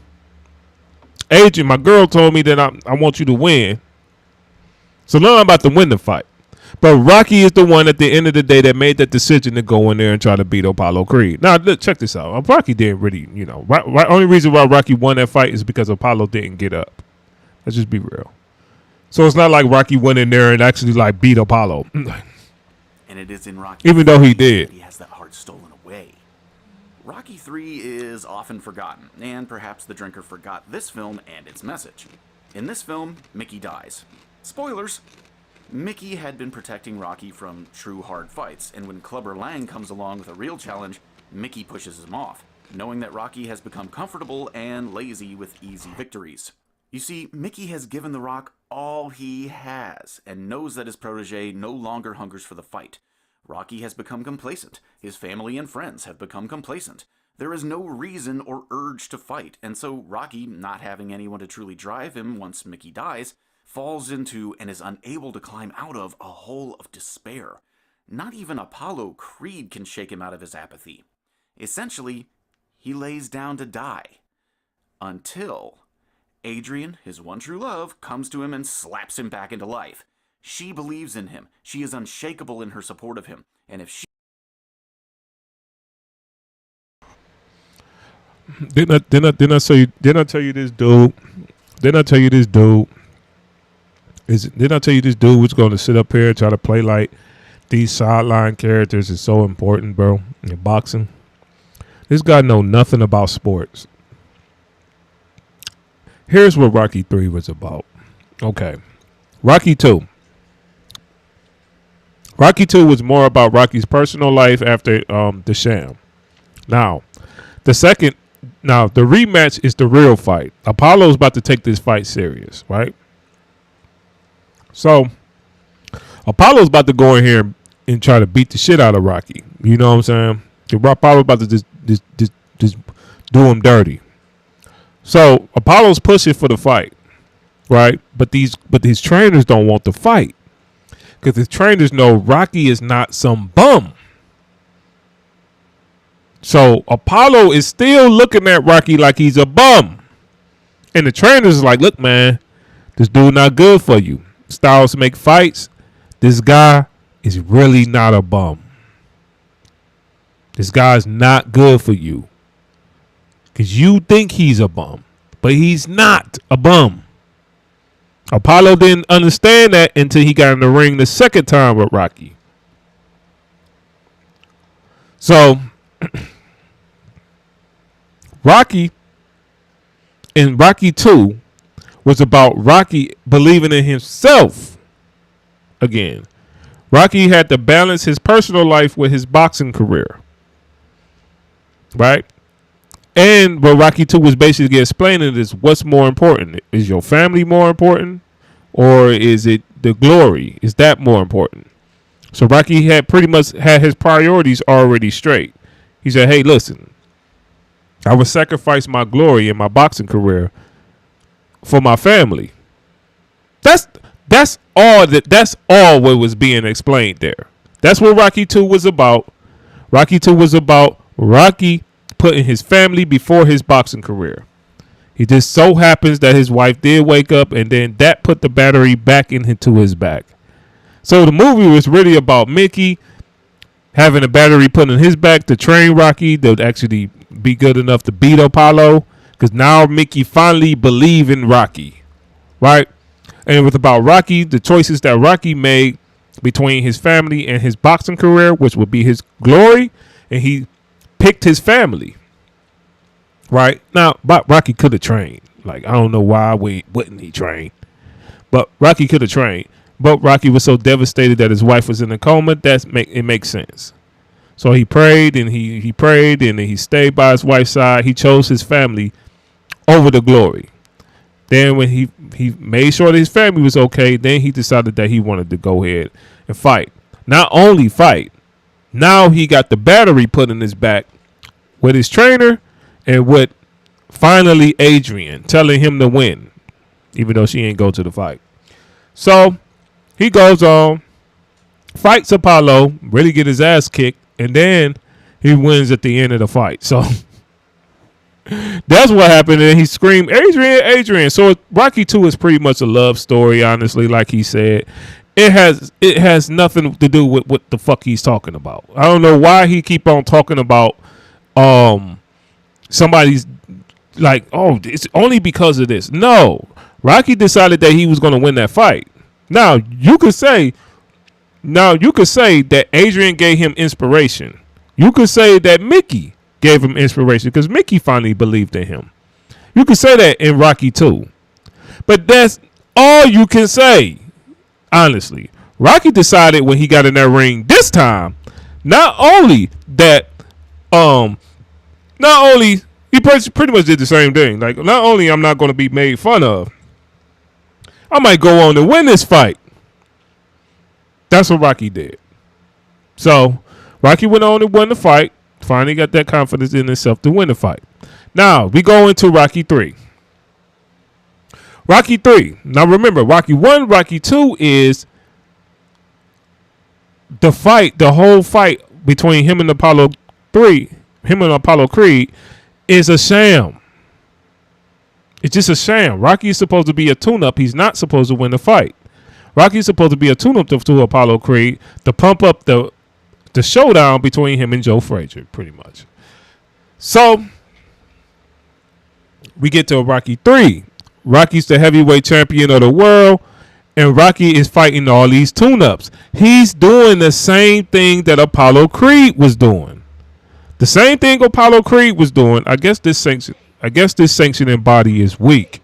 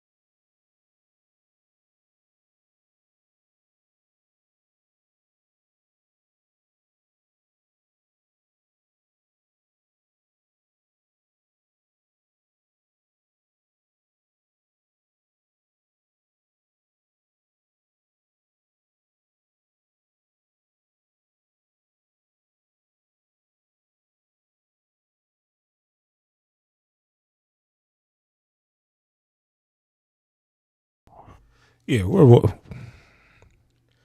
was I, man? Goddamn daughters, man. Let's get into it, man. Where was I? I think I was talking about Rocky 3. I don't want to make this long, man, but it's pretty much this guy just don't have a clue of what he's talking about. But okay. So Rocky 3 was pretty much Rocky became the heavyweight champion of the world, right? I think this is where I left off. Excuse me if this is not where I left off. But Rocky 3 is pretty much Rocky became the heavyweight champion of the world, but he fell victim to doing the exact same thing. Well, not him, right? Well, Rocky had to know, but he fell victim to being in the same situation that Apollo Creed was in when he became the heavyweight champion of the world. So Mickey, remember I said Mickey was using Rocky, which is a pretty scummy move, but hey, Mickey he got to make a living for himself. Mickey, instead of putting Rocky in fights where Rocky is going to be challenged, he know Rocky is still not as good as the people that Apollo Creed is supposed to be fighting. So Mickey had Rocky fight these bums, guys that's not as good as Rocky. I don't know if they all was bums, but from what the story is saying is that Mickey had Rocky fight all these bum fights, all these kind of fixed fights. He's fighting like Hulk Hogan in wrestling matches and stuff. So these are not like Rocky fighting like the number one contender. You can look at the sanctioned body and see like who Rocky's supposed to be fighting. So I guess Mickey was just picking club fighters for Rocky to fight.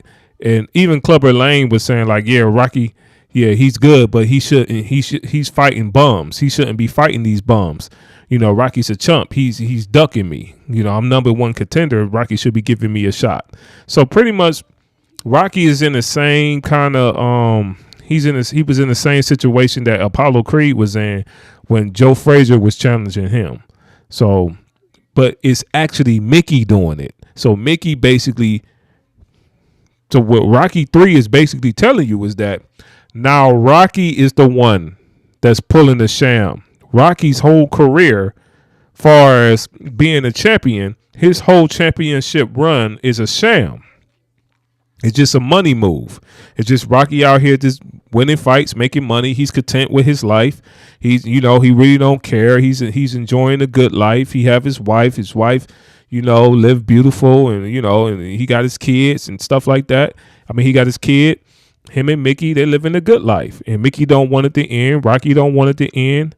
And he's pretty much Adrian don't want it to end. But Adrian really don't care, so definitely Paulie don't want it to end. So you pretty much you get the Rocky story, you see the things that's going on, and then but the main thing about it, as far as Rocky boxing career, is that it's just a total sham. Rocky's doing the exact same thing that Apollo Creed did, or was trying to do. Remember, Apollo Creed actually fought good fighters. Apollo Creed was actually a legend. So Rocky is really Apollo Creed like first tune-up. You know what I'm saying? This is the first stunt that Apollo Creed pretty much did. It's nothing in the Rocky movies that says, like, even when you look at Rocky 3, if you see the type of training that Apollo Creed was doing and the type of fighters that they said Apollo Creed was fighting, Apollo Creed wasn't known to take tune-ups. Apollo Creed really did win that belt. You see what I'm saying? So Rocky was the first sham that he was trying to do. This is just establishing Rocky 3. But Rocky 3 whole career have been a sham. His whole career, whole heavyweight championship run has been a sham. So, Rocky's, had every right to be mad at Mickey about that. And Mickey was actually blocking fighters from fighting Rocky. That's when Clubber Lang came in. So that's pretty much what Rocky 3 was about. And Rocky, when he first fought this dude, he was like, man, I've been fighting all these bums, and now I'm finally getting in the ring with somebody that was like me. How can I beat this guy? Because now I'm in a position. This is what Rocky was scared of. He's like, now I'm in the position. I'm in the position that Apollo Creed was in. I'm in a position where I'm content. I'm the champion. I got everything that I want. I don't have that drive. I don't have that I don't care attitude. I don't have that I'm not going down attitude. I don't have the same attitude that I had or the same strength that I had back then with the first two fights. Now, this is where Adrian comes in. This is where what he's saying, this guy is saying, is valid. This is where Adrian comes in. Now, remember, Rocky is fighting a talented fighter, so he cannot beat this guy because this guy has, not only this guy has talent, this guy also have the drive. This guy also have, no, I'm not going down. This guy, you're not going to beat me. He has that. That's something that Rocky had that Apollo Creed didn't have. Apollo Creed was just beating people easily because Apollo Creed was just naturally talented. Remember, Apollo Creed is the most talented fighter in the Rocky universe. He was just naturally good. So Apollo Creed never really took none of his opponents seriously. You see what I'm saying? So when he fought somebody like Rocky, somebody that's just so determined that he's not going to go down easily, Apollo Creed he couldn't believe it. That was what was getting Apollo Creed. That's why Apollo Creed said he had the tiger or something like that in him. You know what I'm saying? So, but now Rocky's fighting that type of person that's also talented, like Apollo Creed. You see what I'm saying? So, which means that what do Rocky need to beat this guy? Rocky need to get his confidence back. He need to get his Rocky never really had confidence. He need to get that drive back, that determination back, and that's not going to be all he need to beat this guy. Because Rocky had the determination to beat him, and you could say Rocky was probably content and all that when he first fought Clubber Lang in that first fight. But Rocky had all the determination to beat this guy. Rocky had all of the skills that he learned from Clubber Lang, but he didn't have the talent. He didn't have the science of boxing. He didn't have that. Mickey couldn't teach Rocky that, right? Because he didn't have that. So that's where Apollo Creed come in. Not Adrian. All that you talking about Adrian, I don't know why you talking about Adrian.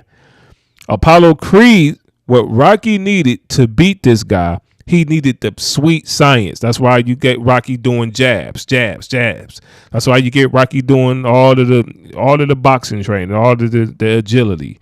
He's working on his agility. He's jump roping. He's doing the sweet science. He's running in the sand and all that.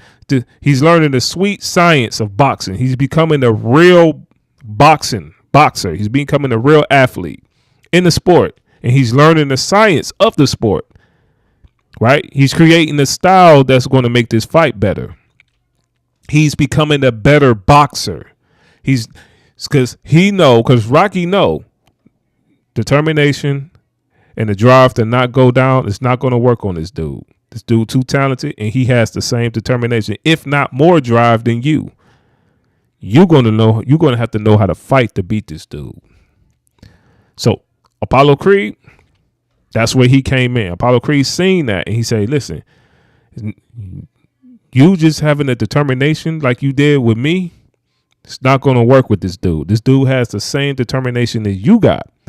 You need what I have, because you really couldn't beat me in those fights. The only reason why you won is because I didn't get up. That's why you're going to have to do something for me after I train you. Because you're really not better than me. That's just a fact. Well, Apollo Creed knew that he could train Rocky to beat Clubber Lang because Apollo Creed knew that, look, Rocky, you're really not better than me. Like, the only reason why you beat me is because of determination, and I never take my fighters seriously.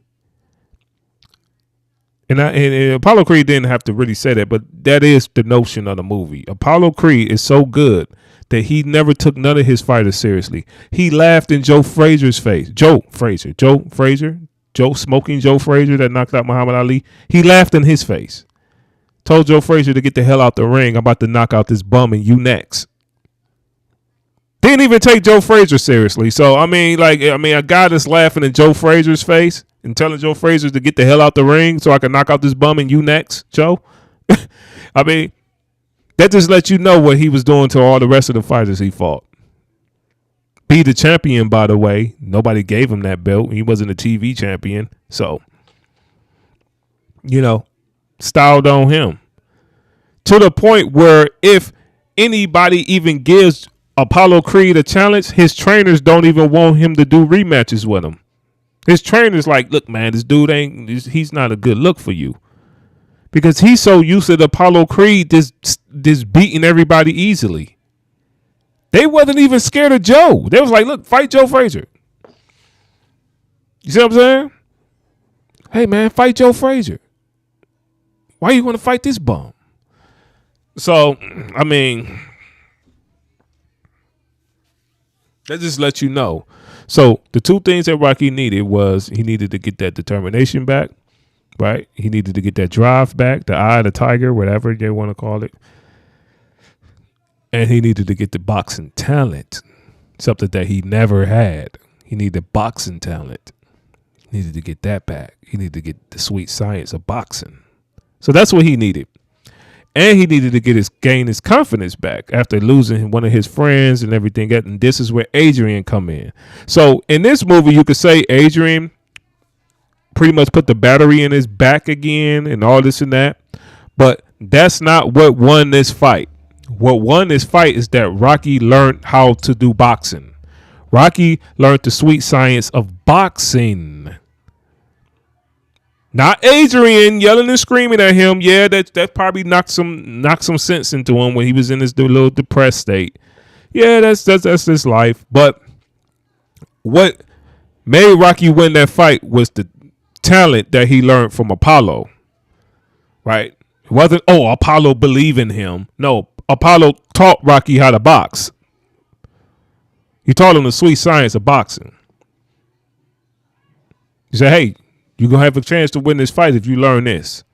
He taught him that. So, not no Adrian talking on the side again. Now, she knocked some sense into him, but you can't say that like that's what helped him win the fight. This is nonsense. I don't know why is people don't know nothing about sports, just run their mouth, She believes, then Rocky believes in himself. Then and only then does Rocky rise from the darkness and into the light to take on his enemies, both personal and physical, to win the day. No. Rocky was going to rise to the light anyway. What rose Rocky to the light is that he learned the sweet science of boxing. Rocky wouldn't have had a chance against that dude with just Adrian pumping him up. You being pumped up in the ring don't mean anything. This wouldn't even be realistic if Rocky didn't learn the sweet science of boxing. This wouldn't even be a realistic thing. Like, remember, Sylvester Stallone is trying to make this as realistic as possible. He's trying to make this as real in the boxing world as possible. No, you got to learn the sweet science of boxing. Determination is not going to win all fights. You being confident because your girlfriend said you can do it is not going to help you win a fight, sir. Rocky beat Clubber Lang with talent. The talent that he learned from Apollo Creed. Sir, Rocky was throwing jabs and doing everything that Apollo Creed was teaching him. Now I don't know. Maybe it's a scene that you know about that I don't know about. We could look at the whole Rocky 3 movie. Was Adrian in the gym with Rocky teaching him the sweet science of boxing? Maybe it's something I'm missing. Did Adrian teach Rocky those moves and when he got in the ring? Because that's what beat Apollo Creed. That's what beat Clubber Lang. Not him being pumped up. He could have been pumped up and went in that ring and not learn nothing from Apollo Creed. He could have went back in that ring with somebody like Mickey training him without teaching him the sweet science of boxing. He could have went in that ring and just got pumped up by Adrian and got his ass knocked out again.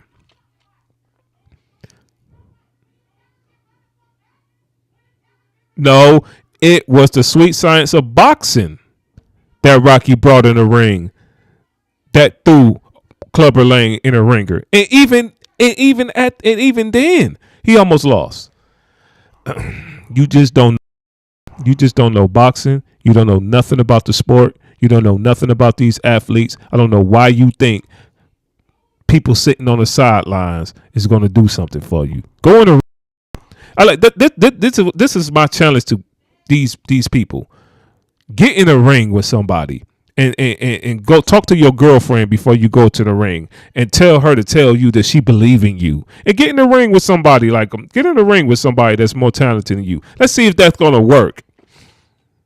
All the determination in the world. Let's see if when that person knock you on the floor, let's see if you're going to get up quick. Or let's see if when that guy punch you in the ribs, let's see if you don't fold. Because remember, you ain't going to train. You ain't going to learn the sweet science of boxing. You ain't going to learn how to defend yourself. Let's see you go in a ring and your girlfriend cheers you on. And let's see if you're not going to embarrass yourself. Day. I think by now you're starting to see a pattern. Rocky is nothing without those who love and support him. He will always lay down before great odds, despite what Sylvester Stallone tried to preach in Balboa to his reticent son. But we'll get to that soon enough.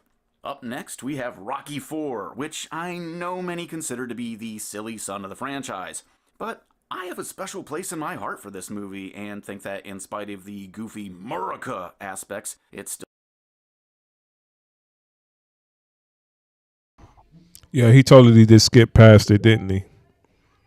He's not talking about the actual fights. He summed up Rocky 3 as in Adrian pumped Rocky up to beat Clubber Lang. This guy is a total idiot. He didn't even talk about the fight. No, Adrian didn't. All Adrian did was just shake the confidence back into Rocky. He brought Rocky back into reality, and Adrian didn't do that. And Adrian didn't do that by herself. She Apollo Creed actually did it too. So you just don't know what you're talking about. But Apollo Creed was more important than Adrian because Apollo Creed taught Rocky the sweet science of boxing. And that's what he brought to the ring. What Rocky brought to the ring is what won the fight, not Adrian giving him a pep talk. You don't know what you're talking about. You sitting up here talking about them. He's nothing without this. No, he's nothing. He's nothing without determination and the talent that he got. That's what he is. Adrian didn't give him the talent. Adrian didn't give him the confidence. Adrian didn't give him anything but a pep talk. Rocky decided that he was going to train and learn the sweet science of boxing, and he was going to take this to the ring with a game plan and beat this guy, get his championship back. Rocky did that again by himself. Rocky made the decision on his own to do that, not Adrian. You just don't know what you're talking about, and you don't know boxing. Still tells a compelling story that stays true to the characters, and again, shows that Rocky needs his loved ones to go the distance. Again, Rocky has a loved one stolen from him. This time, it's Apollo Creed who dies in the ring at the hands of the seemingly invincible Russian champion Ivan Drago. Rocky wants revenge and goes about it the only way he understands, by challenging Drago to a match. Adrian fears for his life and refuses to support his decision to fight.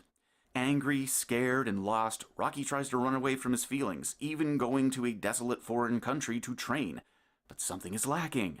He is empty inside. He has the will, the strength, the skills, but not the heart. It's not until Adrian comes to stand by his side that he finds the inner strength of his convictions and truly gives his all, and we get that glorious training montage that made everyone want to get into shape. Until they didn't. New Year's Eve resolutions are kind of fleeting, aren't they? But again, the entire point of the film comes down to a man needing to find himself and realizing that he cannot go it alone. Rocky V? It's largely forgotten or mocked, and maybe it should be.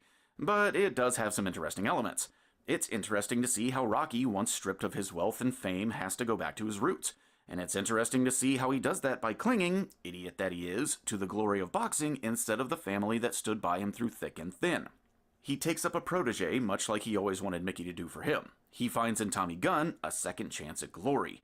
Ignoring his true son, he trains an ungrateful surrogate. Eventually, Rocky comes to learn that it is his real family that means more than glory in the ring, denounces and defeats his traitorous protege, and goes home to live a well-earned quiet life with those he loves. But what gave him the strength to rise and destroy his enemies, both personal and physical? Well, Adrian. Always Adrian. She confronts him, explaining to him that he's losing his family, that he's worth more than a page in a sports history book, or the money they've lost. This is stupid. Money doesn't matter. Glory. No, that's what made this. Rocky 5 is stupid all the way around. Rocky 5 is stupid. But remember, this is about Rocky's personal life. It seems like this guy just don't understand he just don't understand boxing. But these are just personal decisions that's being made in his personal life.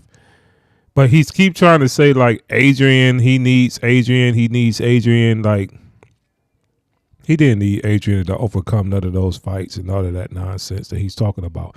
Yeah, Adrian gave him a pep talk, but all that he's talking about is just nonsense. It's just absolute nonsense. Number one, Rocky's not even fighting in a professional fight in Rocky 5. He's just in a damn street fight. And this is just personal genre. It's a total non secular. So I don't know what is he talking about. It doesn't matter. Nothing matters unless they have one another and look after what's truly important. The point of the movie, in spite of all its flaws, is that the soul of the man who fights is those who give him the heart to fight. Rocky is nothing without his family, and is especially nothing without Adrian in his corner.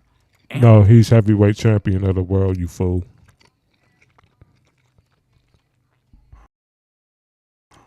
Rocky got in the ring by himself and won the heavyweight championship, by the way. Not him and his wife. You don't know nothing about boxing. That's why you're saying stupid stuff like that. I already explained. I mean, I don't got to keep going into it. I already told you what Rocky 1 was about, what Rocky 2 was about, and what Rocky 3 was about. I really don't have to tell you what Rocky 4 was about because he didn't tell you what Rocky 4 was about. But Rocky 4 was pretty much about the same thing as Rocky 3. So, you know, like Adrian is Rocky's girlfriend. That's his wife. So of course she's going to like support him and support his decisions. But she's not like a factor of him winning fights. Like, this is just stupid. This is dumb. This is dumb. This is like, what is the purpose of him training? If all he needs is Adrian and his kid to win a fight, like, what is the purpose of him training? This is just stupid. You know what I'm saying? Like, I mean, when people say dumb stuff like this, you just let them. You just know they don't know anything about sports. And that's the point of the entire franchise. I mean, I know I'm hammering on this, but I can't help. It's not the point of the entire franchise. You just don't know boxing. But Critical Drinker missed the point when he said Rocky wouldn't lay down and die without Adrian, Mickey, Apollo, and Paulie. Because of course he would. He hasn't done anything but that in any movie to this point. Rocky needs direction and heart and finds that in those he loves. Once those people are removed, he is directionless, adrift. And that brings us to Rocky Balboa. This is a mostly good, though forgettable retread of the first film, with some really good parts. I especially love that he reconnects with Marie from the first movie as a father figure, and that it never once becomes romantic. What I don't like is that Rocky dresses down his estranged son as if he has a right to expect that said estranged son should just do better and not have any hard feelings about past events. Rocky talks about getting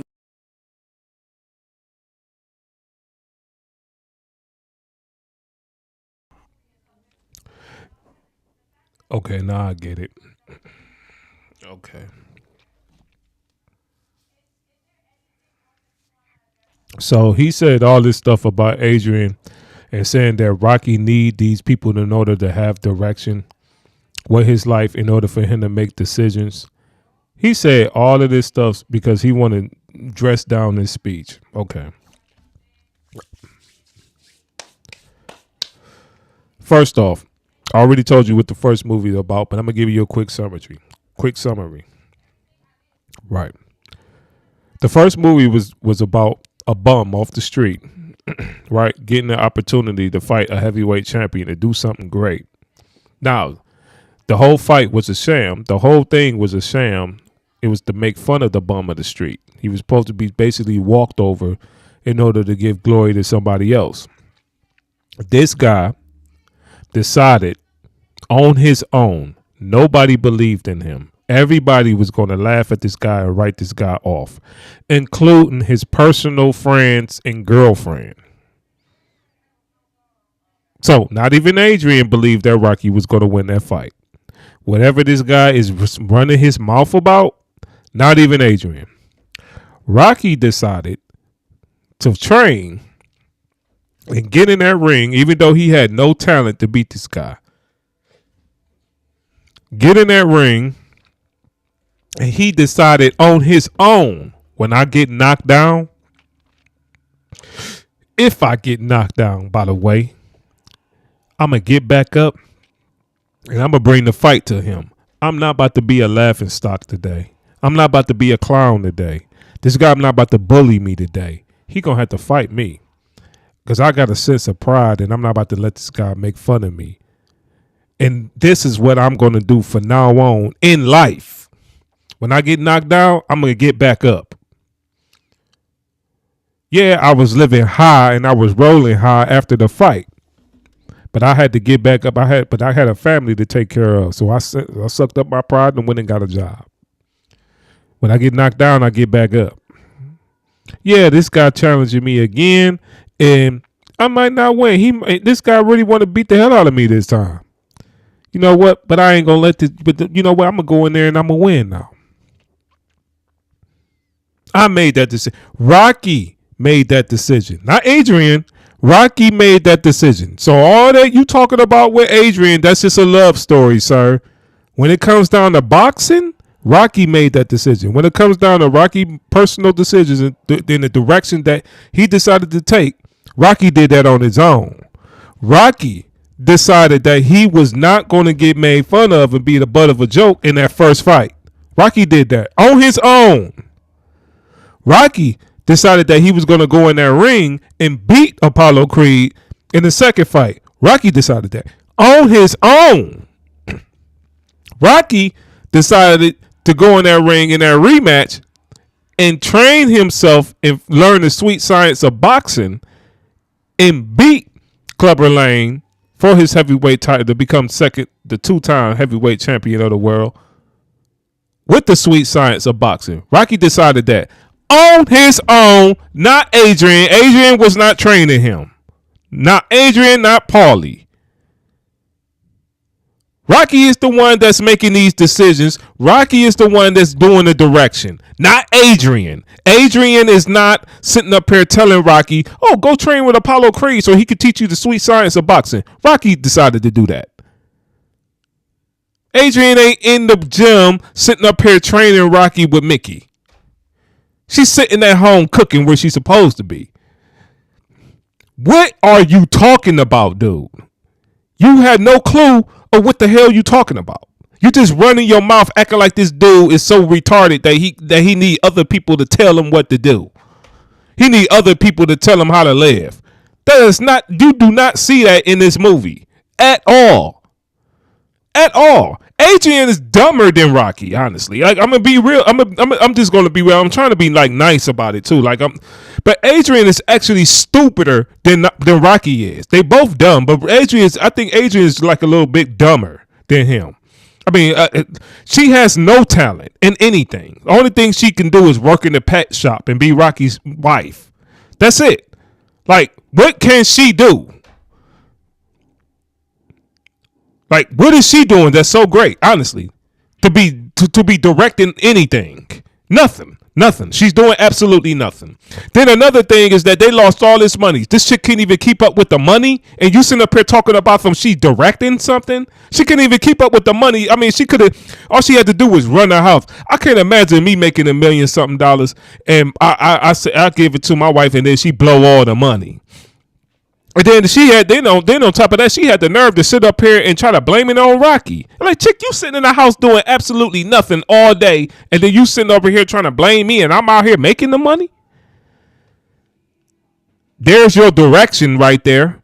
So you sitting over here talking about with this chick is giving all this direction, and Paulie of all people, this chick and this drunk is giving all this direction to Rocky, and Rocky got to sit up here and pick this drunk up off the streets and stuff.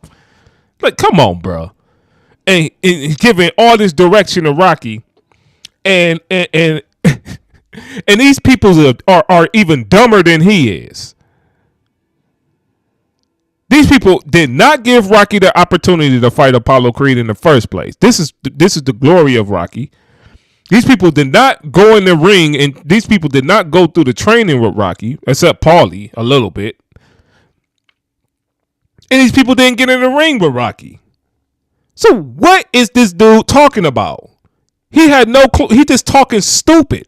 So yes, everything that Rocky said in this speech is correct. Everything that Rocky said to his son in this speech is correct, because this is how Rocky has been living his whole life. So whatever this dude is about to say out of his mouth, he's trying to like give like credence to Adrian, somebody that's dumber than Rocky is stupid.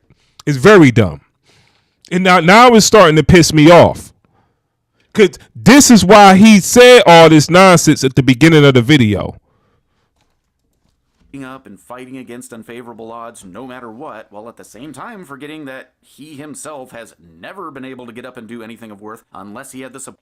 You hear what this dude just said? A 2-time heavyweight champion of the world have never did anything of worth. 2-time heavyweight champion of the world, sir. Beat the greatest, beat the best boxer in this universe, sir.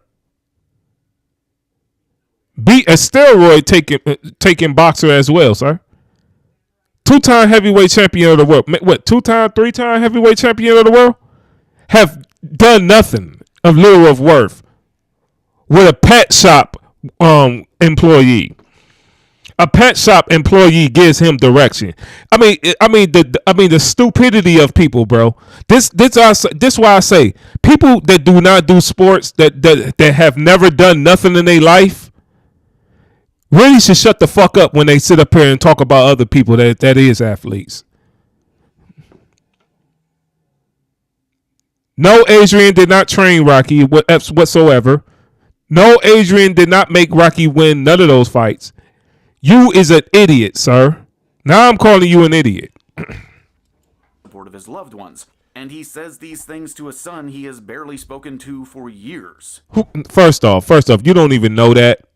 You don't know that, and his son grown. So I mean, what is he supposed to do? Stalk his son? This is dumb. This is dumb. Everything that you said out your mouth was retarded. Everything that came out your mouth was dumb. I just pointed out why it's retarded. You are saying that a 2-time, maybe 3-time heavyweight champion of the world, right? Former heavyweight champion of the world, done nothing. I mean, I think even in this movie that Rocky's about to fight Antonio Tarver, who was an actual champion. Antonio Tarver that knocked out Roy Jones. Roy Jones, probably the greatest, most talented boxer ever in life. Most talented boxer you ever seen. Roy Jones, besides Sugar Ray Robinson. Right? Antonio Tarver knocked out that guy. Rocky jumps in the ring as an old man to fight that guy. And this guy is saying that Rocky done nothing. I wonder, can this guy name something that Adrian done that was so great? You know, for her to be giving people directions or shit. You know what I'm saying? Like, can he name something Adrian done in her life that's so great? Without Rocky, by the way. Because Rocky definitely got in that ring by himself without Adrian. I ain't even see Adrian in Rocky's corner. She sits at home. You know, she sits at home. She don't even come to the fucking fight. She sits at home.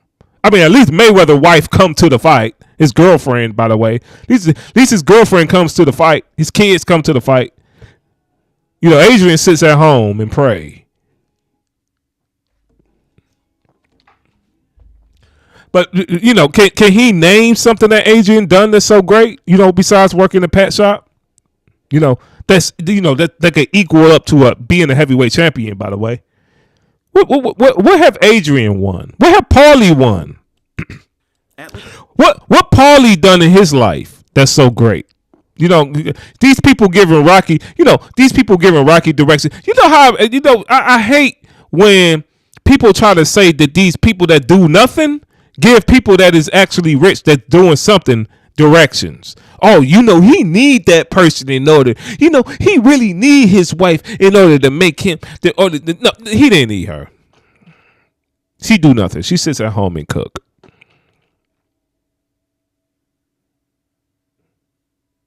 That had nothing to do with his job.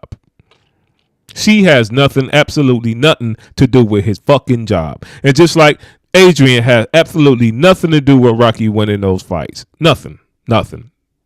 Do she aspires him or something like that? Pfft, that's nothing. Did she train him? No. Did she get in the ring with him? No. Did she come up with a game plan? No. That's what wins fights. Game plans. Training. Style. Determination. Drive. That's what wins fights. Not your girlfriend giving you a fucking pep talk. You an idiot, sir. You an idiot. At least when Mickey came to Rocky in the first movie, he came hat in hand with some humility. When Mickey railed at Rocky in the second movie to get up and fight hard, he at least had an ongoing relationship with the man. But this felt like even Stallone missed what had made Rocky great in the first place, and Stallone just wanted an Oscar moment. It may be a very good speech, but it's a little hypocritical. But it's not hypocritical, sir.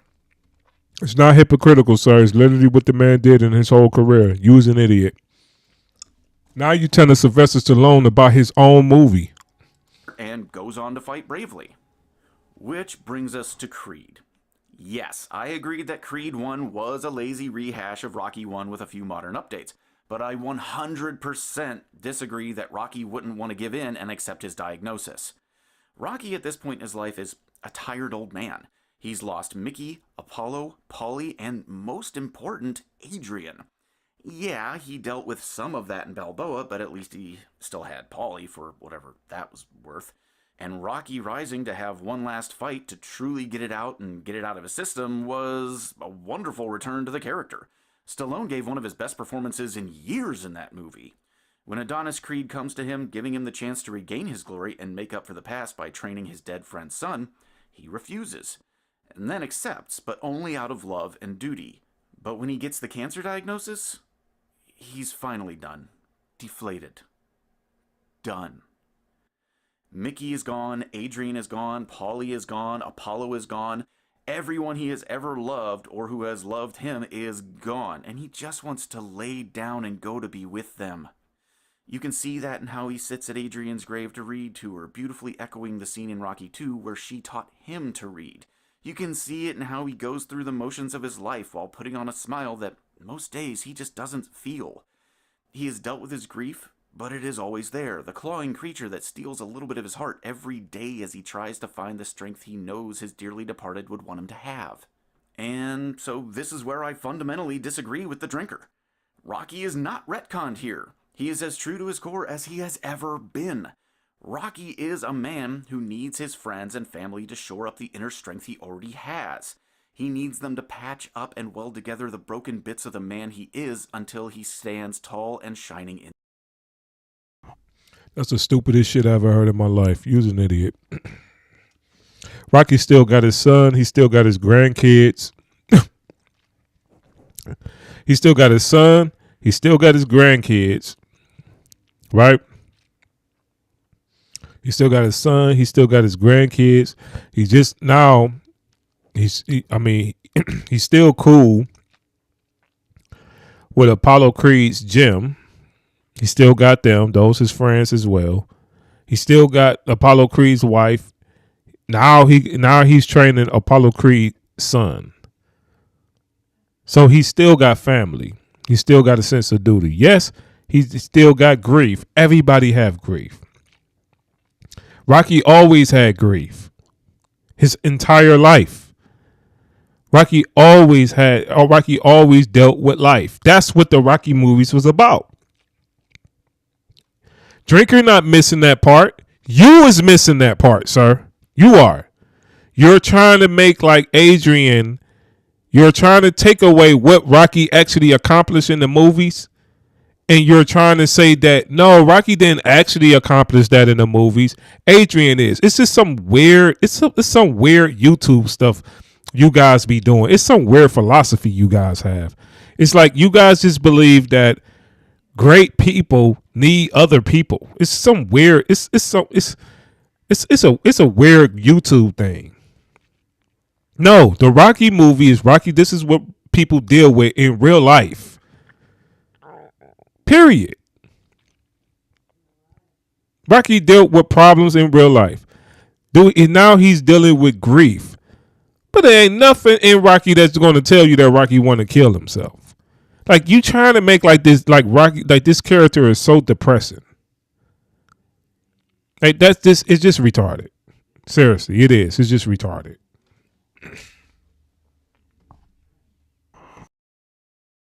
In the sun. They hold him up. They give him something he needs to become greater than his parts. In short, it's like Rocky said.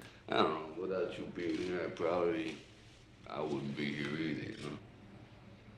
Rocky always does stand and fight against all odds. Okay, yeah, that's true. And he makes others better by giving to them more than he has to give. But a glass cannot refill itself. It can only be filled. Rocky has always given and struggled and needed to be refilled. Once there is no one there to refill his heart, how could you expect this man who, from the very first, was a bum who had given up on life, to do anything other than give up on life? When you have nothing left to fight for, no one to fight for, the battle seems meaningless. So when Adonis tells him that he will only fight if Rocky fights, well, that's perfectly in keeping with the man we have known since day one. Though every one of us must stand and fight in a metaphorical ring of our own. This is the stupidest shit I ever heard in my fucking life. This nigga talking about metaphors and shit. Listen, idiot. Rocky have been fighting for himself in every fight that he's ever been in. The first fight, he fought for pride. Second fight, he fought to become champion.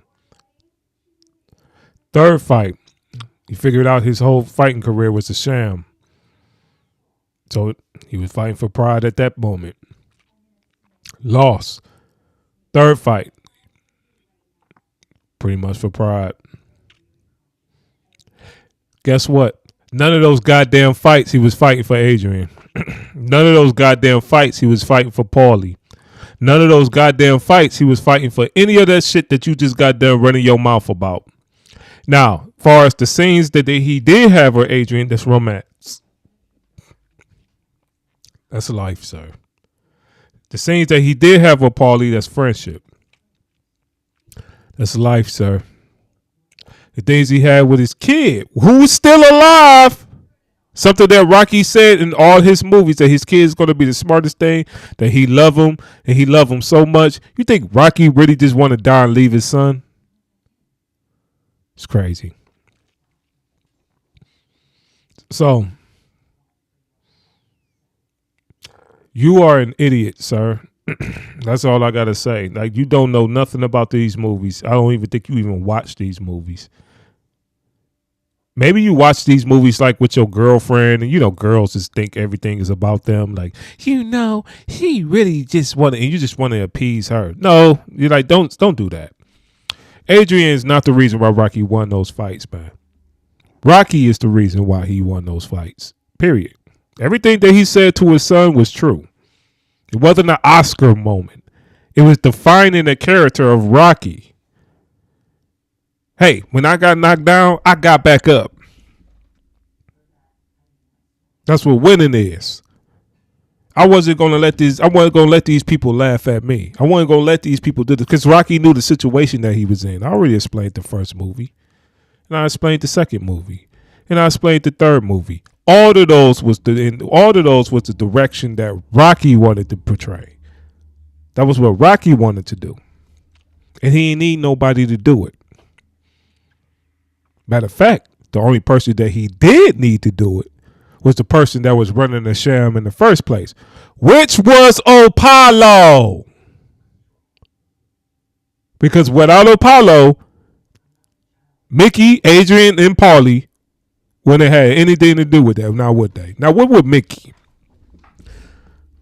or Paulie or Adrian? What could they do to give Rocky a heavyweight championship since you so fucking smart?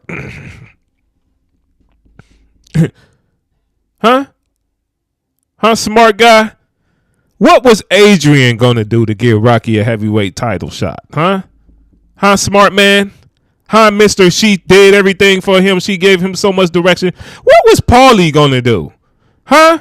What was Paulie doing before Rocky became heavyweight title champion? Drunk? Swinging bats at his fucking sister? Like, seriously, like, what was Paulie doing? Huh? Matter of fact, what was Mickey doing? Did Mickey get Rocky a title shot? I mean, did Mickey even get Rocky a contender shot? Did Mickey even help Rocky rise in the ranks? Huh?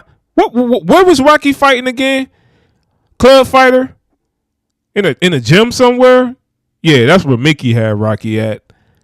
Right. All of these people done nothing for Rocky. As a matter of fact, did these people even believe that Rocky was going to win that first fight? I just explained that they didn't. I just explained everybody in that arena thought Rocky lost the fight. I mean, thought he was going to lose the fight. To the point where they thought that Apollo Creed was being cruel for allowing the fight to be the last for 15 rounds. So it's definitely not the people in Philadelphia got Rocky the title shot. So nobody got Rocky the title shot. Who gave Rocky the title shot in a rematch? Oh, Apollo. Apollo gave him the title shot in the rematch. So only Apollo Creed done something for Rocky, seems like. Idiot. So what are you talking about? You talking about Adrian still? Why? When Apollo Creed was the one that gave him the title shot in the first place? If any reason why Rocky should be sad, he should have been really sad when Apollo died. All right. I'm done. We are made up of the experiences and pieces that forged us, and Rocky was forged through fire, tempered by the sure hand of those who had supported him through the roughest of times, especially Adrian.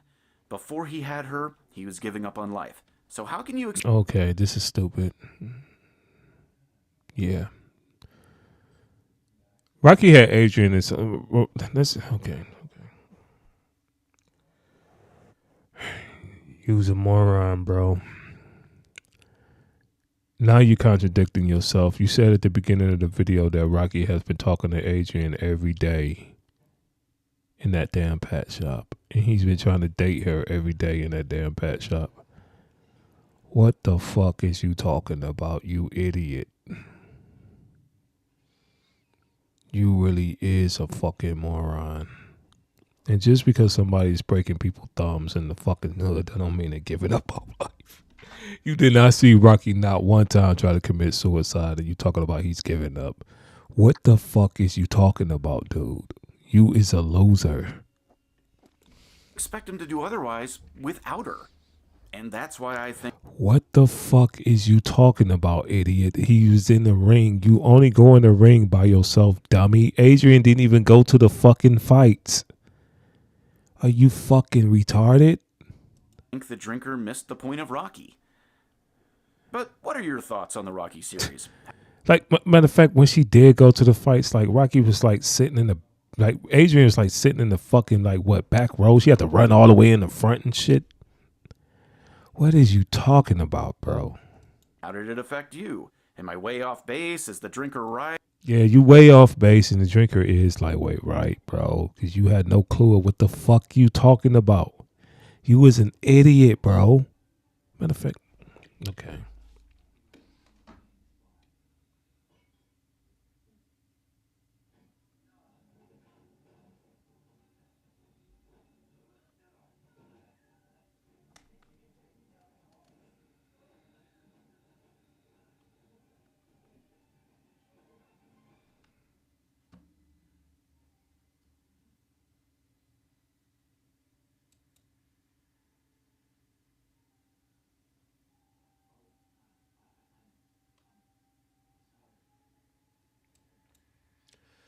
Oh man, I should write something to this idiot, man. Should I? Let me write this. I said, you know nothing about this movie, do you, sir?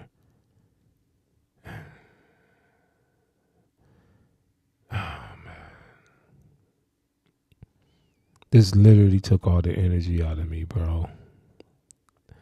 I don't know how these guys do these react videos, bro.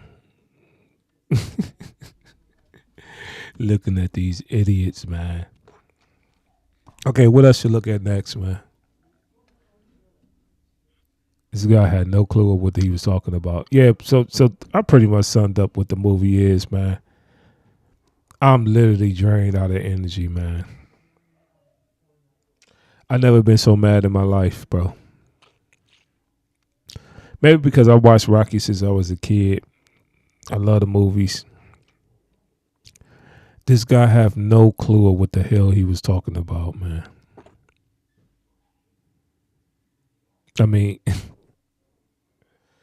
it's like what you looked at, only the romantic part of the movies. Did you not look at the fight or the training montages or nothing? Oh, God. This guy's an idiot, man. People is fucking morons. Adrian is the reason why he won the fights. You hear this dude? Paulie is the reason why he won the fights. He's a fucking moron, man. He said Adrian is the reason why he won. He said he definitely was trying to say Adrian was the reason why he won the fight, the third in Rocky 3, reason why he beat Clubber Lang. He gotta be a fucking moron, don't he? So no, Apollo Creed training him and teaching him the sweet science of boxing. That's not the reason why he won. Adrian giving him a fucking pep talk is the reason why he won. I mean, tell me this guy's not an idiot. He know nothing about boxing. Nothing. He just talk. That's what he do.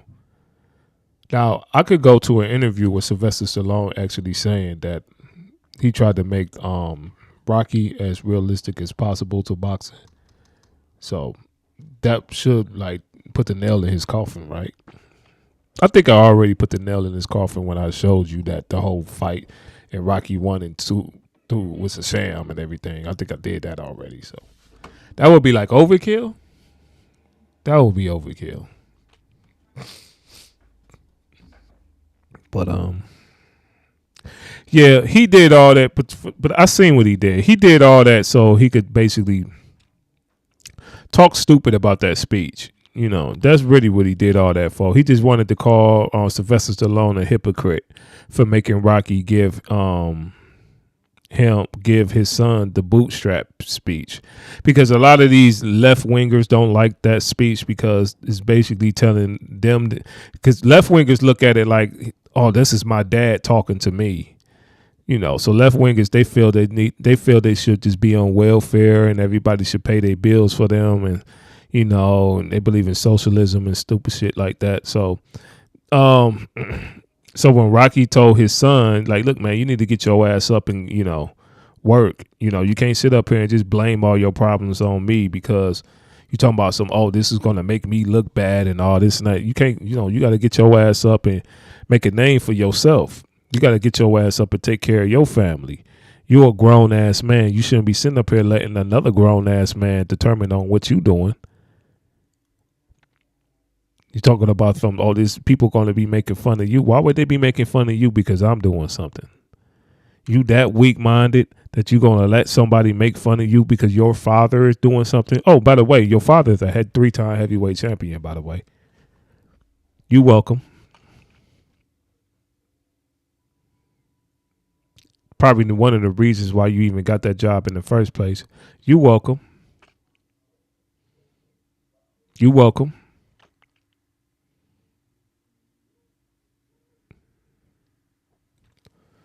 So, I mean, just retarded. But, you know, liberals don't like that because, you know, it's just pretty much telling you to get, like, liberals don't like that. And for some stupid reason, black people don't like that. Get up and get a job. I mean, that's literally what bootstraps mean, right? Get up and get your own money. Stop trying to take other people's money. Get up and go get a job. You know, ain't that funny? They just let you know about people when people say, you know, you should get up and get a job if you want to make something of your life. And then somebody get mad. Oh, you telling me to lift my strap up my bootstraps? Oh, go out and get up and work for your living? Yeah. Why is that even a bad thing?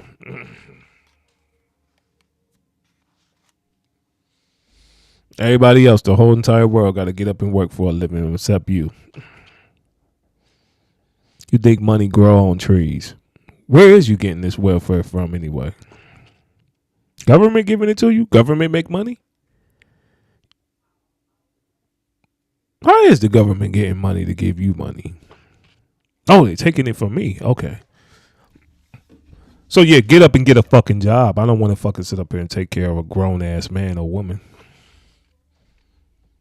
That's literally strap up the bootstraps mean. Get up, get a job. I don't want to take care of a grown up. That's what it means. Why is that a problem? Because these grown ups just want to take your money. You see, everybody wants something for free. You see, the person that's getting something for free always have a problem with the person that don't want to give them nothing. You notice that. So it's not a liberal thing. It's a freeloader thing. I just want to make that very fucking clear. Whenever somebody say they have a problem with the bootstrap thing, it's not like a Republic. It's not like they got a problem with Republicans. It's not a liberal thing. It's not a left wing thing.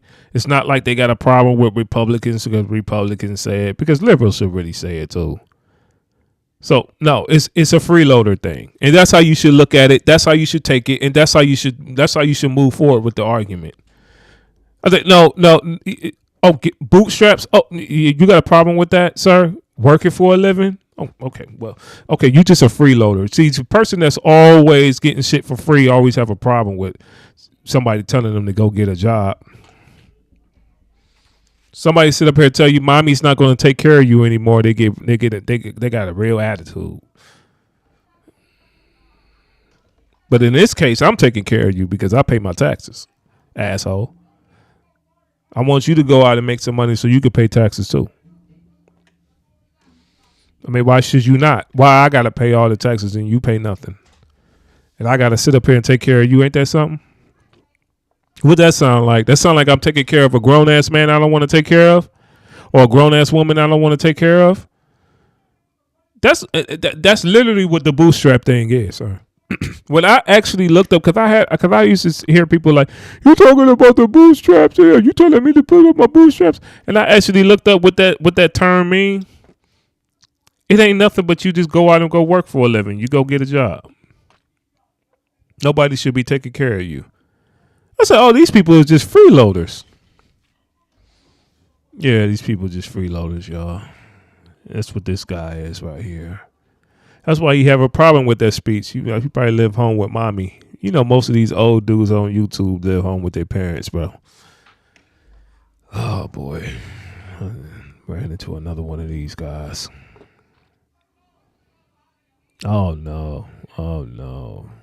Oh, no. You know, diversity is such a great concept. Everybody's welcome in the sandbox. He got 800 subscribers, what happens when bro. that idea becomes forced and condescending? And what happens when those you're condescending to and about get sick of your crap and call you on it? Well, that's the hook behind American Fiction, the newest movie by Cord Jefferson based on the novel Erasure by Percival Everett. In American Fiction, we meet black author Thelonious Monk Ellison, teaching a college course on old Southern literature and getting white-splained by overprivileged liberal arts students. Oh, that the God. material is offensive to black people. Oh, no. He's a bit on edge because he hasn't sold a book in a while because all the publishers want a black book. Oh, and no. in spite of his melanin, he's not black enough. Wow. Well, what they really mean is they want cliched stories about black people selling drugs and being shot by cops and overcoming adversity. Monk gets so fed up with this reductive racist crap that he sits down and ghostwrites My Pathology, spelled with an F, a ridiculously over-the-top parody of the worst types of black literature as he sees it. Oh, He wants God. to rub their so-called diversity in their smug little faces in the hopes it'll open up some eyes. Yeah, I'm about to turn this And off. then they offer him $750,000 for the rights. And the more he doubles down on the racist stereotypes to sour the deal, the more money they throw at him. He refuses to meet with them in person, claiming he's a wanted felon. They call him brave. When he changes the name of the book to a swear word and skips out on a producer's meeting, they offer him $4 million for the film rights. That's And while his crazy. need for the money is battling with his integrity, multiple tragedies strike his family, piling on the inner turmoil. You know, in the wrong hands, a movie like this could get tiresome and forced really quickly. But what saves it is the incredibly savvy writing and acting. Most of the characters in the movie feel like real people. We meet them as fully formed individuals with pasts and personalities. Yeah, that don't he's have just to be explained to the audience he's because they caping just for the come movie, through so y'all. naturally as they interact. Yeah, that's what There's this no guy. loopy, melodramatic coming out scene for Monk's gay brother. They already know he's gay. They're fine with it. When Monk's mother is diagnosed with Alzheimer's, you see how it affects the family, but then they have... You notice in these black movies, bro. Yeah. I don't like too many black movies, bro. You notice in these black movies, bro. He's always a gay brother or something, bro. And he always coming out. What the fuck? Like, what the fuck is this, bro? Like, listen, man.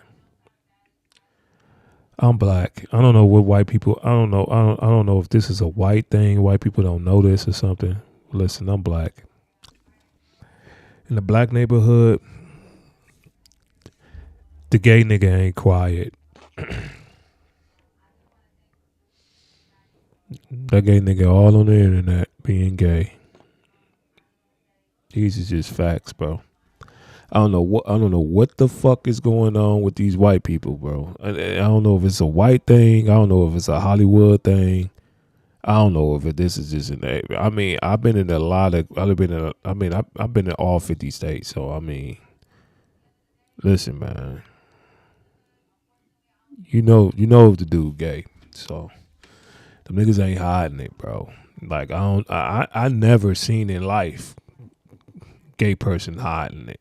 Now you probably get some DL dudes that's probably like, you know what I'm saying, they trying to keep it on the hush, but that ain't really none of your business. But as far as gay people, like they ain't keeping it, like they not keeping that a secret. Now they had their own little gay bars and gay clubs and stuff like that, but they not hiding it. I don't know why they like trying to act like gay people was just cowards and they hiding it. And, you know, like, come on, man. Like, what is we doing, bro? It's 2024. So I don't understand why all these black movies is always some gay dude hiding around. Like, just, like, who cares, bro? You know? Like, and then another thing is, like, why you hiding? Like, you hiding it, you hiding that you gay because you think your friend ain't gonna want to be your friend no more. Why you want to be his friend if he ain't gonna accept that you gay? You see what I'm saying? Like, this is this stupid shit. Why you so desperate to be friends with motherfuckers? You know what I'm saying? Gay people got their own little community. They got their own little parties. They got their own little shit. They got whole bars and shit. They got their own little section where they be at and they do gay shit. You know what I'm saying? They got their own little place on the internet. All types of shit. Why you gonna want to be a friend with a motherfucker that don't want to be friends with you? You see what I'm saying? And then like these movies be trying to push it and try to make like the friend is the bad guy. The gay nigga, the bad guy, he the one laugh. He the one lying. You know what I'm saying? What you lying for, bro? You gay, you gay. You know what I'm saying? So I just, you know, you see that in the black movies all the time. You don't even see that in the white movies, bro. You know what I'm saying? Like they try to act like black people was cowards or something. Like that's why I don't be looking at them, man. You know, this dude totally caping, bro. And like he just had to bring up the gay brother part. You know what I'm saying? Like white people think it's funny, man. You know, so yeah, he one of those, bro. Have to get down to the business of helping her rather than weeping and gnashing of teeth. Monk's romantic. Yeah, he totally like caping for this movie. Like he hitting all the talking points. All the trigger words, gay brother, everybody's feel like normal people. It's YouTube, man. It's YouTube, bro. I swear, YouTube. All these niggas do the same shit, man. For real, like let's look at some more reviews, bro. Check this out. Movie reviews. None of these niggas got their own style, bro. They all do the same shit, bro.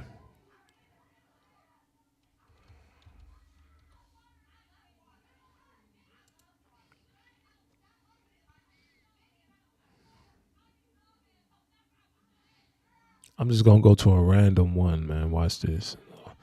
All these niggas say the same thing. Ooh, I love these. These niggas is not original at all, bro. Like, what is we going? I'm gonna sit this one out. It tastes so good. Oh God, man. NFL is so corny. I brought in one of our first. Hey, everyone. Our research department tells me that this is the best performing mid ad. The most anticipated film I of the actually year, like that Madam commercial. Web. And speaking of the web, I want to thank the sponsor of this video here to protect you from the dangers of the web. This video is brought to you by He a little NordVPN. different. NordVPN is a VPN service that's more than just a VPN service, protecting you and your information as you traverse this digital hellscape known as the internet. Shielding you from malware, trackers, ads.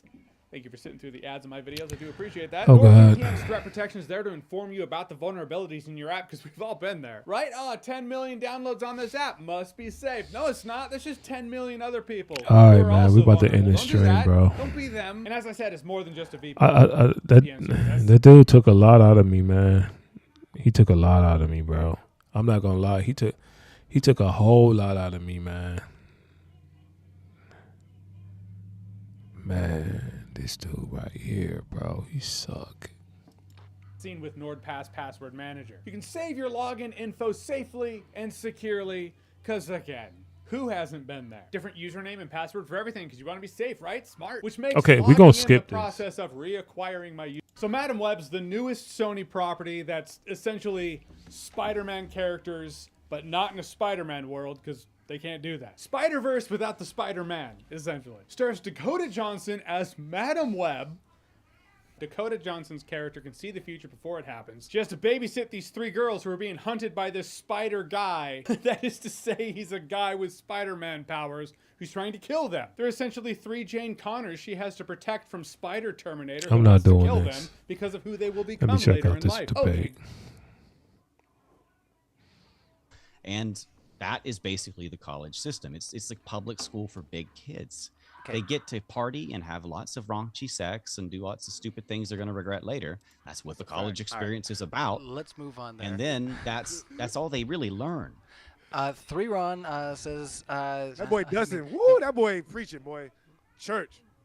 All right, thank you, Ross. They got none but Globers in here. Dustin, you couldn't debunk Santa.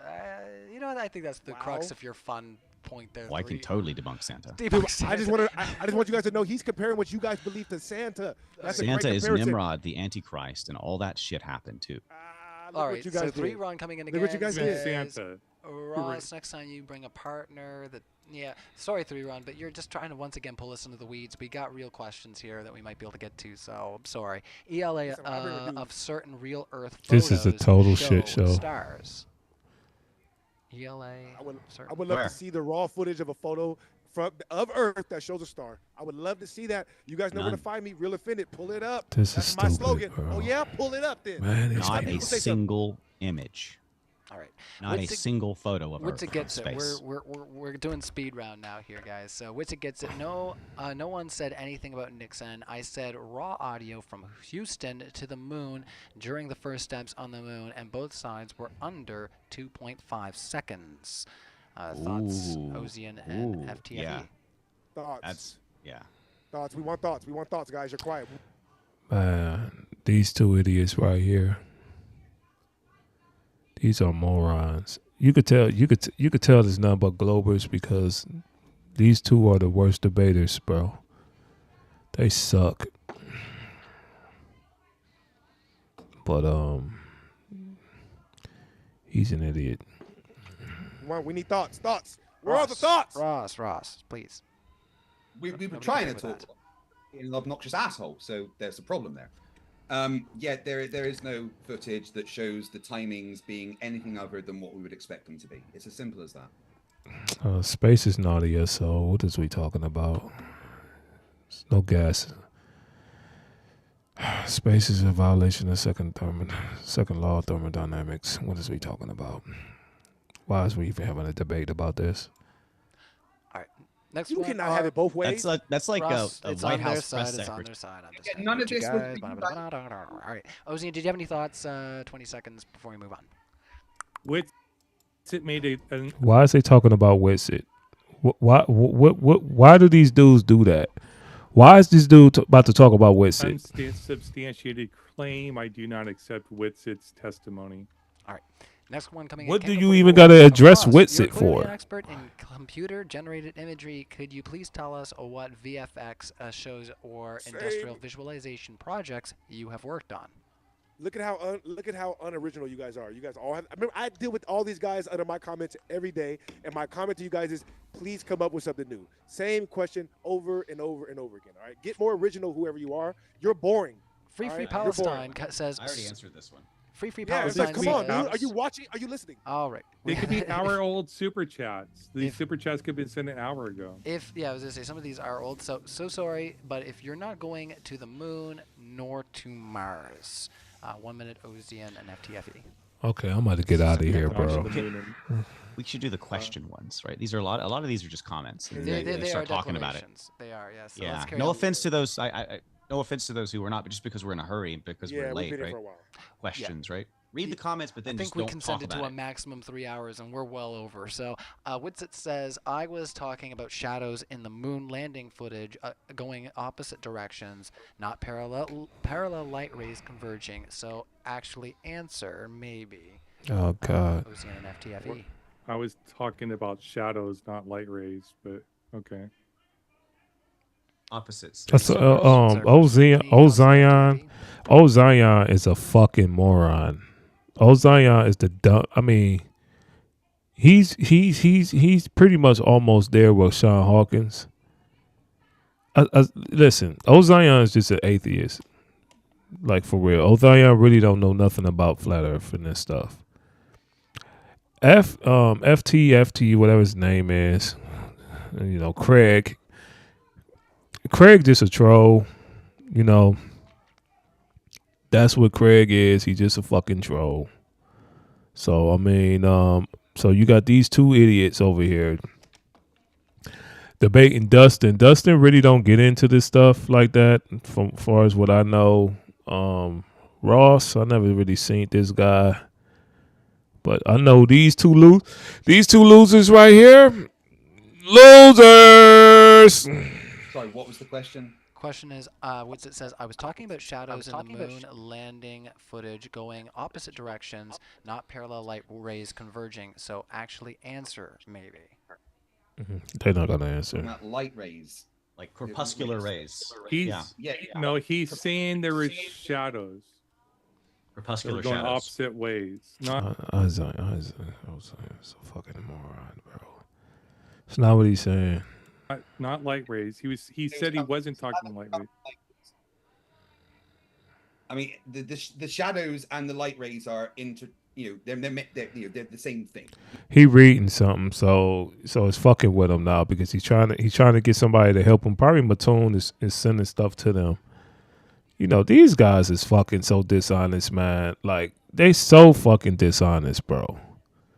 They fucking idiots. They don't know what the fuck they talking about. They just running their mouth. They fucking morons, man. You have the shadows because of light rays, and all of the light rays and shadows that we see on the moon are doing what we Look, like he's not looking at the screen. expect them to do, and they look. Look, he's looking at the screen. Like Craig, we know you looking at the fucking screen. Just be real and just say you looking at the fucking screen. You's an idiot, bro.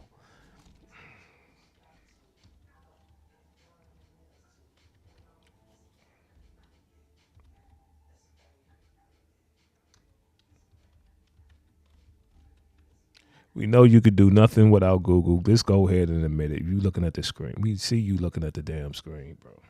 Pathetic. We know you can do nothing.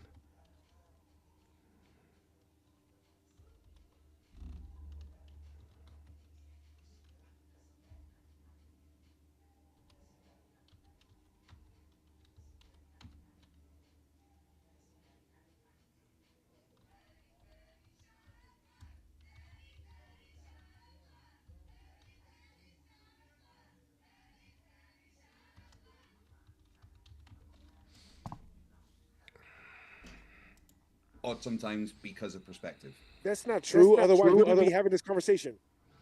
They don't look like we expect them to look. Boy. You should have showed the picture during your debate. You guys were not prepared for the debate. Witz is trying to pull your asses out of the fire. Nice try. This is your guys' Pull problem. us out of the fire. Pull us out of the fire. So if you guys want to do the debate again, show the picture and we'll refute the picture. I can't wait till our next debate. He's so confident that he's going to refute a picture. These guys.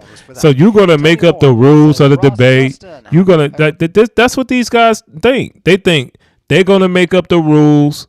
They're going to make up the rules. They're going to tell you who to look at. They're going to tell you who they're going to accept and who they're not going to accept, what proof, what evidence they're going to accept and what they're not going to accept. And you got to go find the evidence. These guys tell me these guys is a bunch of idiots, bro. Told a lie. If so, everything you say is a lie according to your view of the government. So they're trying to make commentary. Don't take my word for anything. Don't take my word for anything. If I say something and you think it's interesting, go look it up. If I say they stole $35 billion from you, you should not believe me. That's appealing to my authority, right? Exactly. You're right. You're starting to get it now. Now your mind is moving. Oh, wow. He lied. He lied. Oh, Everybody God. lies. Dustin shouldn't have did this with Ross. Go look it up for yourself and verify it. He don't know what verifying mean. Oh, God. That's why I said flat earthers is also stupid, bro. You got globe trolls and flat dummies. Good answer. Yeah. I would mention that I am internationally respected and known for my honesty and my willingness to basically be parhesiastic. Dustin got the wrong partner. And take arrows for telling the truth, to the point that my grandmother. Why James don't never moderate none of these debates anymore? This is like the most popular debate right now.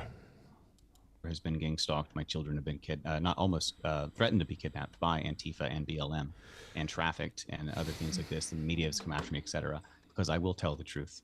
Okay. All of it can be confirmed. All right, let's carry on. I'm pretty famous, actually. Absolute bullshit. We are going down in the weeds here, so you don't have to believe me. Tell me Craig's not an asshole, right? Count a Dyscalculus says, Dustin, I know it's 10. You just went on a. Tell me this prick not an asshole.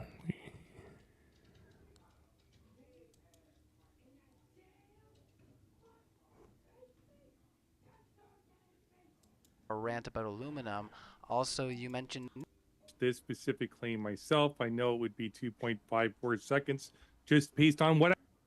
Where the universe was crushed, so they come up with dark matter or anti-gravity, all this other nonsense, which they had to just keep making stuff up as they go, because that expanded the universe into nothingness. That's bullshit too, Craig. Basically, it's all a lie, and it completely falls apart upon a little bit of scrutiny. And if you don't trust the government, as you can tell, these fellas trust the governments. I didn't need the government when I personally measured gravity. Question was for them. The next one is for you guys, though. Don't worry. Witch Gets It says, how did they land on the moon rotating at 10 miles per hour, coming in at an angle when there is no atmosphere to allegedly keep them spinning with the moon? You got some thoughts, Sir Ozzy? Chemical propulsion, very, very simple, but Justin's last response was a classical appeal to authority fallacy when he appealed to Newton's claim about gravity. That is an appeal. I was appealing against authority, friend. Why is Ross and Dustin responding? Yeah. All right. So, FTFE thoughts. Like Ozian said, chemical propulsion, right? The lunar lander module had thrusters on it that could control its descent.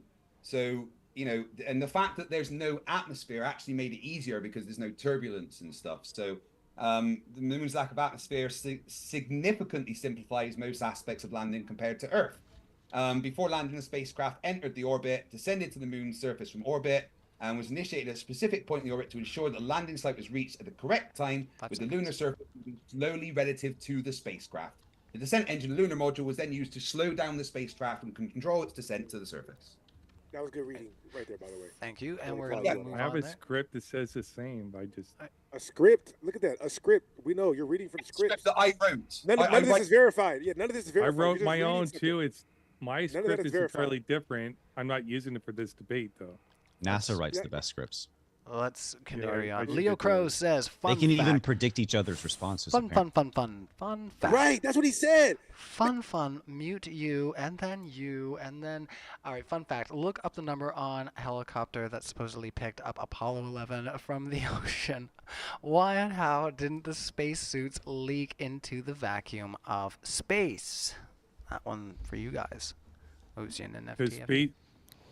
spacesuits were designed for about 1/4 atmospheric pressure, which is 1/4 of the pressure we experience at sea level, which is about 3 meters below sea level. We build deep dive suits that go down like what 400, 500, 600 meters below sea level. It's no feat of engineering to build a suit that can withstand a 1/4 atmosphere of pressure differential between the inside of the suit and the outside of the suit.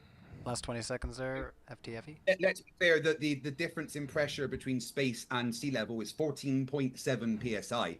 The difference of a tire having no atmosphere and air inside it is 50 to 60 psi. A tire doesn't just leak randomly, so why would a spacesuit? All right. A spacesuit's like 4 psi. Let's carry on. Yeah, but compare them to scuba tanks, and you'll see it's nonsense. All right, next one coming in is Icy Spin. How do exact eclipse predictions years in advance not validate the moon's orbit? What do you mean validate the moon's orbit? Like, how is that a question? Sorry. Yeah, go ahead. Sorry, I didn't hear it. No, I just like to me, like you guys got to understand that for years and years and years, right? They navigated and told time with the stars. Nobody's debating what is going on with that. All right, Precision. For years, that's all we know is that the sky is a clock. There's no argument or way to verify. Like, that's what it is. Look at the sky every night. Look at the moon right now and see if the moon has the exact same face on it. Boy, And see if you man, can tell this what time is of the month it bad. is by the moon. See if you can tell that. Dustin, them, all they got to say is that it violates the second law of thermodynamics. That's literally all they got This to one say. coming right at you from Wits It Gets It. Says there are many. This debate should have never communications. even got into There fantasy are land. intervals both ways the comms take under 2.5. It's a violation of seconds, so second you law would of agree that it thermodynamics. would Oh, be gas impossible. enough is. I'd have to listen to it to see if. I'd have to listen to it to see what information, if it was 2.5 seconds from question to answer, and also because I didn't get to address Dustin's interruption about the scuba tanks. Scuba tanks are pressurized like at 80 psi. The suit is pressurized to like. He literally got a script, and he admitted that he have a script. He literally wrote this stupid shit down. 3.8 psi. So you can put a tank with the atmospheric mixture, which I think is like 60% oxygen, 40% nitrogen is what they used on the Apollo mission, something like that. And they only had, and so they have a tank and they can pressurize the suit. I think it's 3.8 psi. And I think the space station's even lower. Like they can use less; they just use a better mixture. All right, But you do agree that if no, we're not doing. It's 16 times better. Oh my goodness! question. Guys are coming right in one No, after each other. I just want to clarify what Winston said, please. He did say something about me there. I will. All right. If you guys take yourselves off mute again, we're near the end. You I were- don't want to you- boot you out because before you were closing responding to my statements. Behave, question. please. Icy Spin. Let's carry on. Actually, we already read that one. Oni-chan says FTFE. Actually, let's get one for the other side here because you guys are waiting here. Where is the silicate the ISS was assembled in space to a safe standard? The image and pics are fake, cause lying is not against the law. Perjury is. Lots of questions.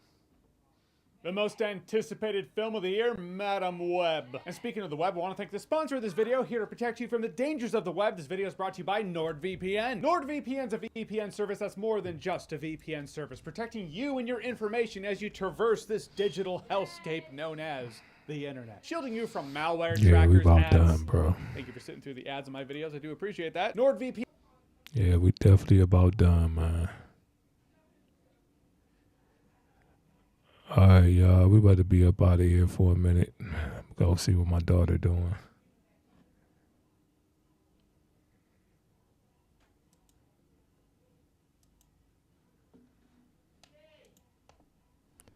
Yep.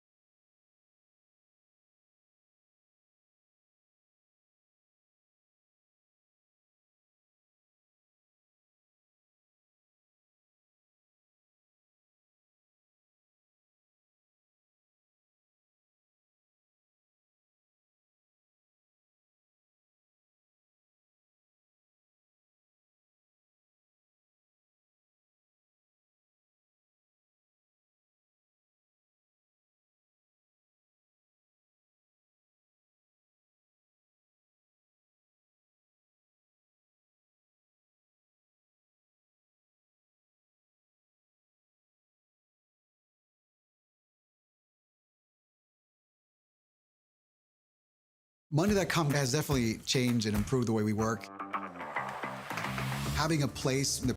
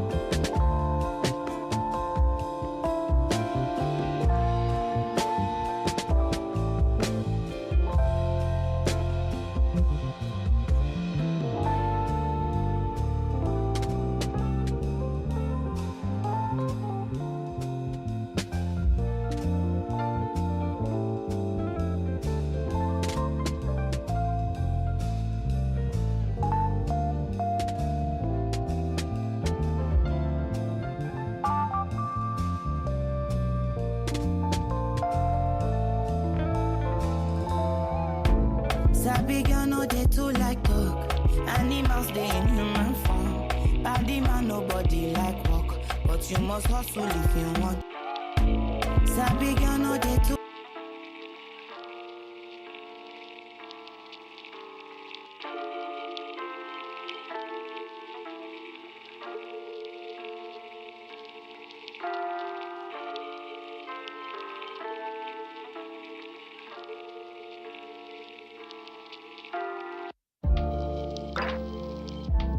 Listen, I've done content like this before in the past, literally showing how black men are actively working to erase their blackness.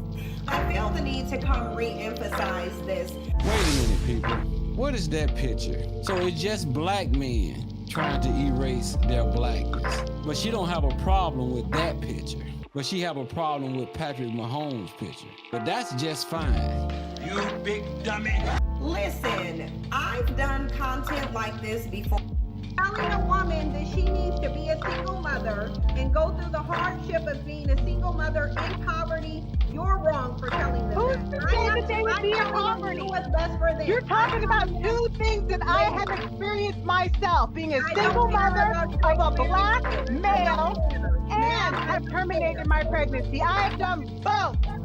So you're speaking to somebody who has raised her child alone and is going to school to be a doctor.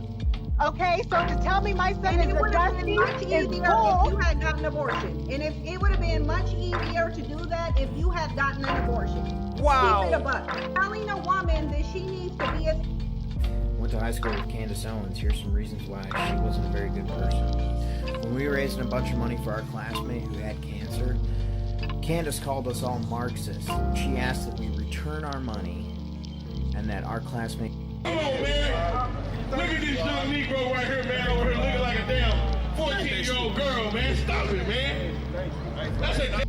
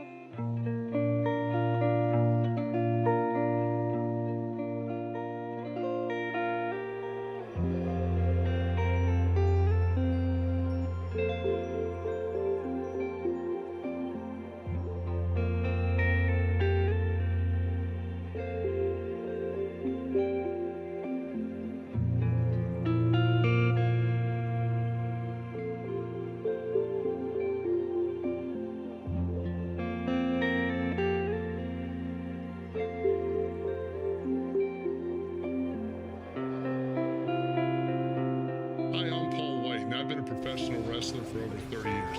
And I know every time I step in the ring, a concussion is possible. Don't buy another pair of glasses until you see what this new invention can do.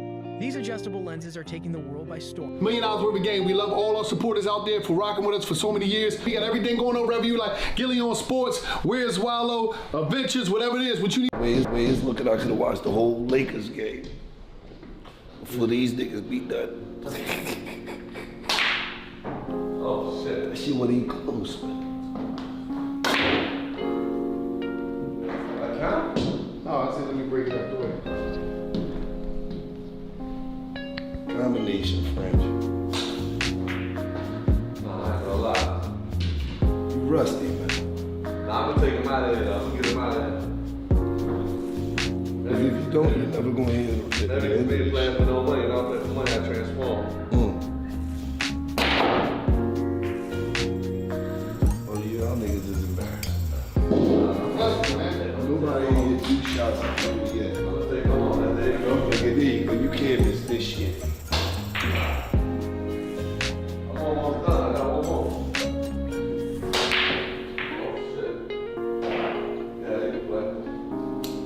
I'm done. I only got the 8 more.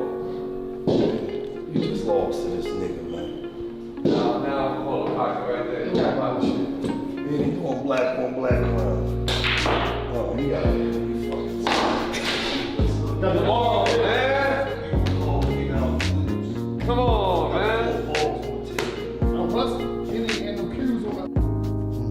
And it was a little smaller than mine, so about like 2,000 square feet. And how much is this one worth? I mean, Fountain Blue across the street. I got it before the Fountain Blue was built, so we doubled up the price. You know what I'm saying? It's about 15. 10, a good 10. Happy, man. Yeah, but you know, yeah, it's all love.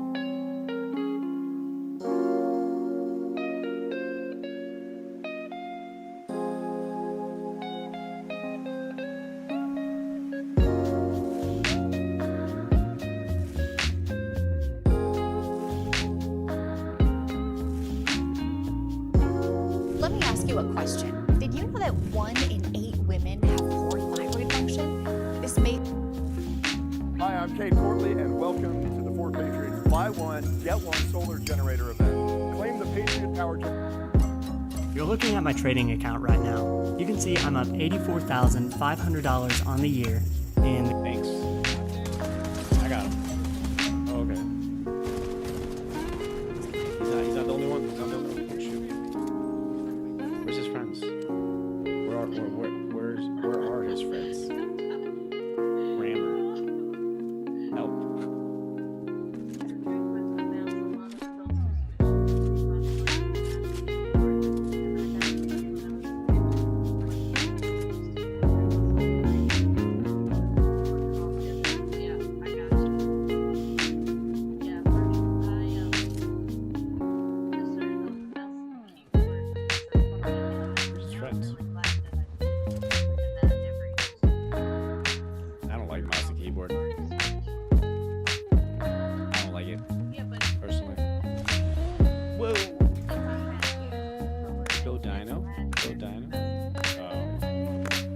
I don't like. I used to game with mouse and keyboard on a PC.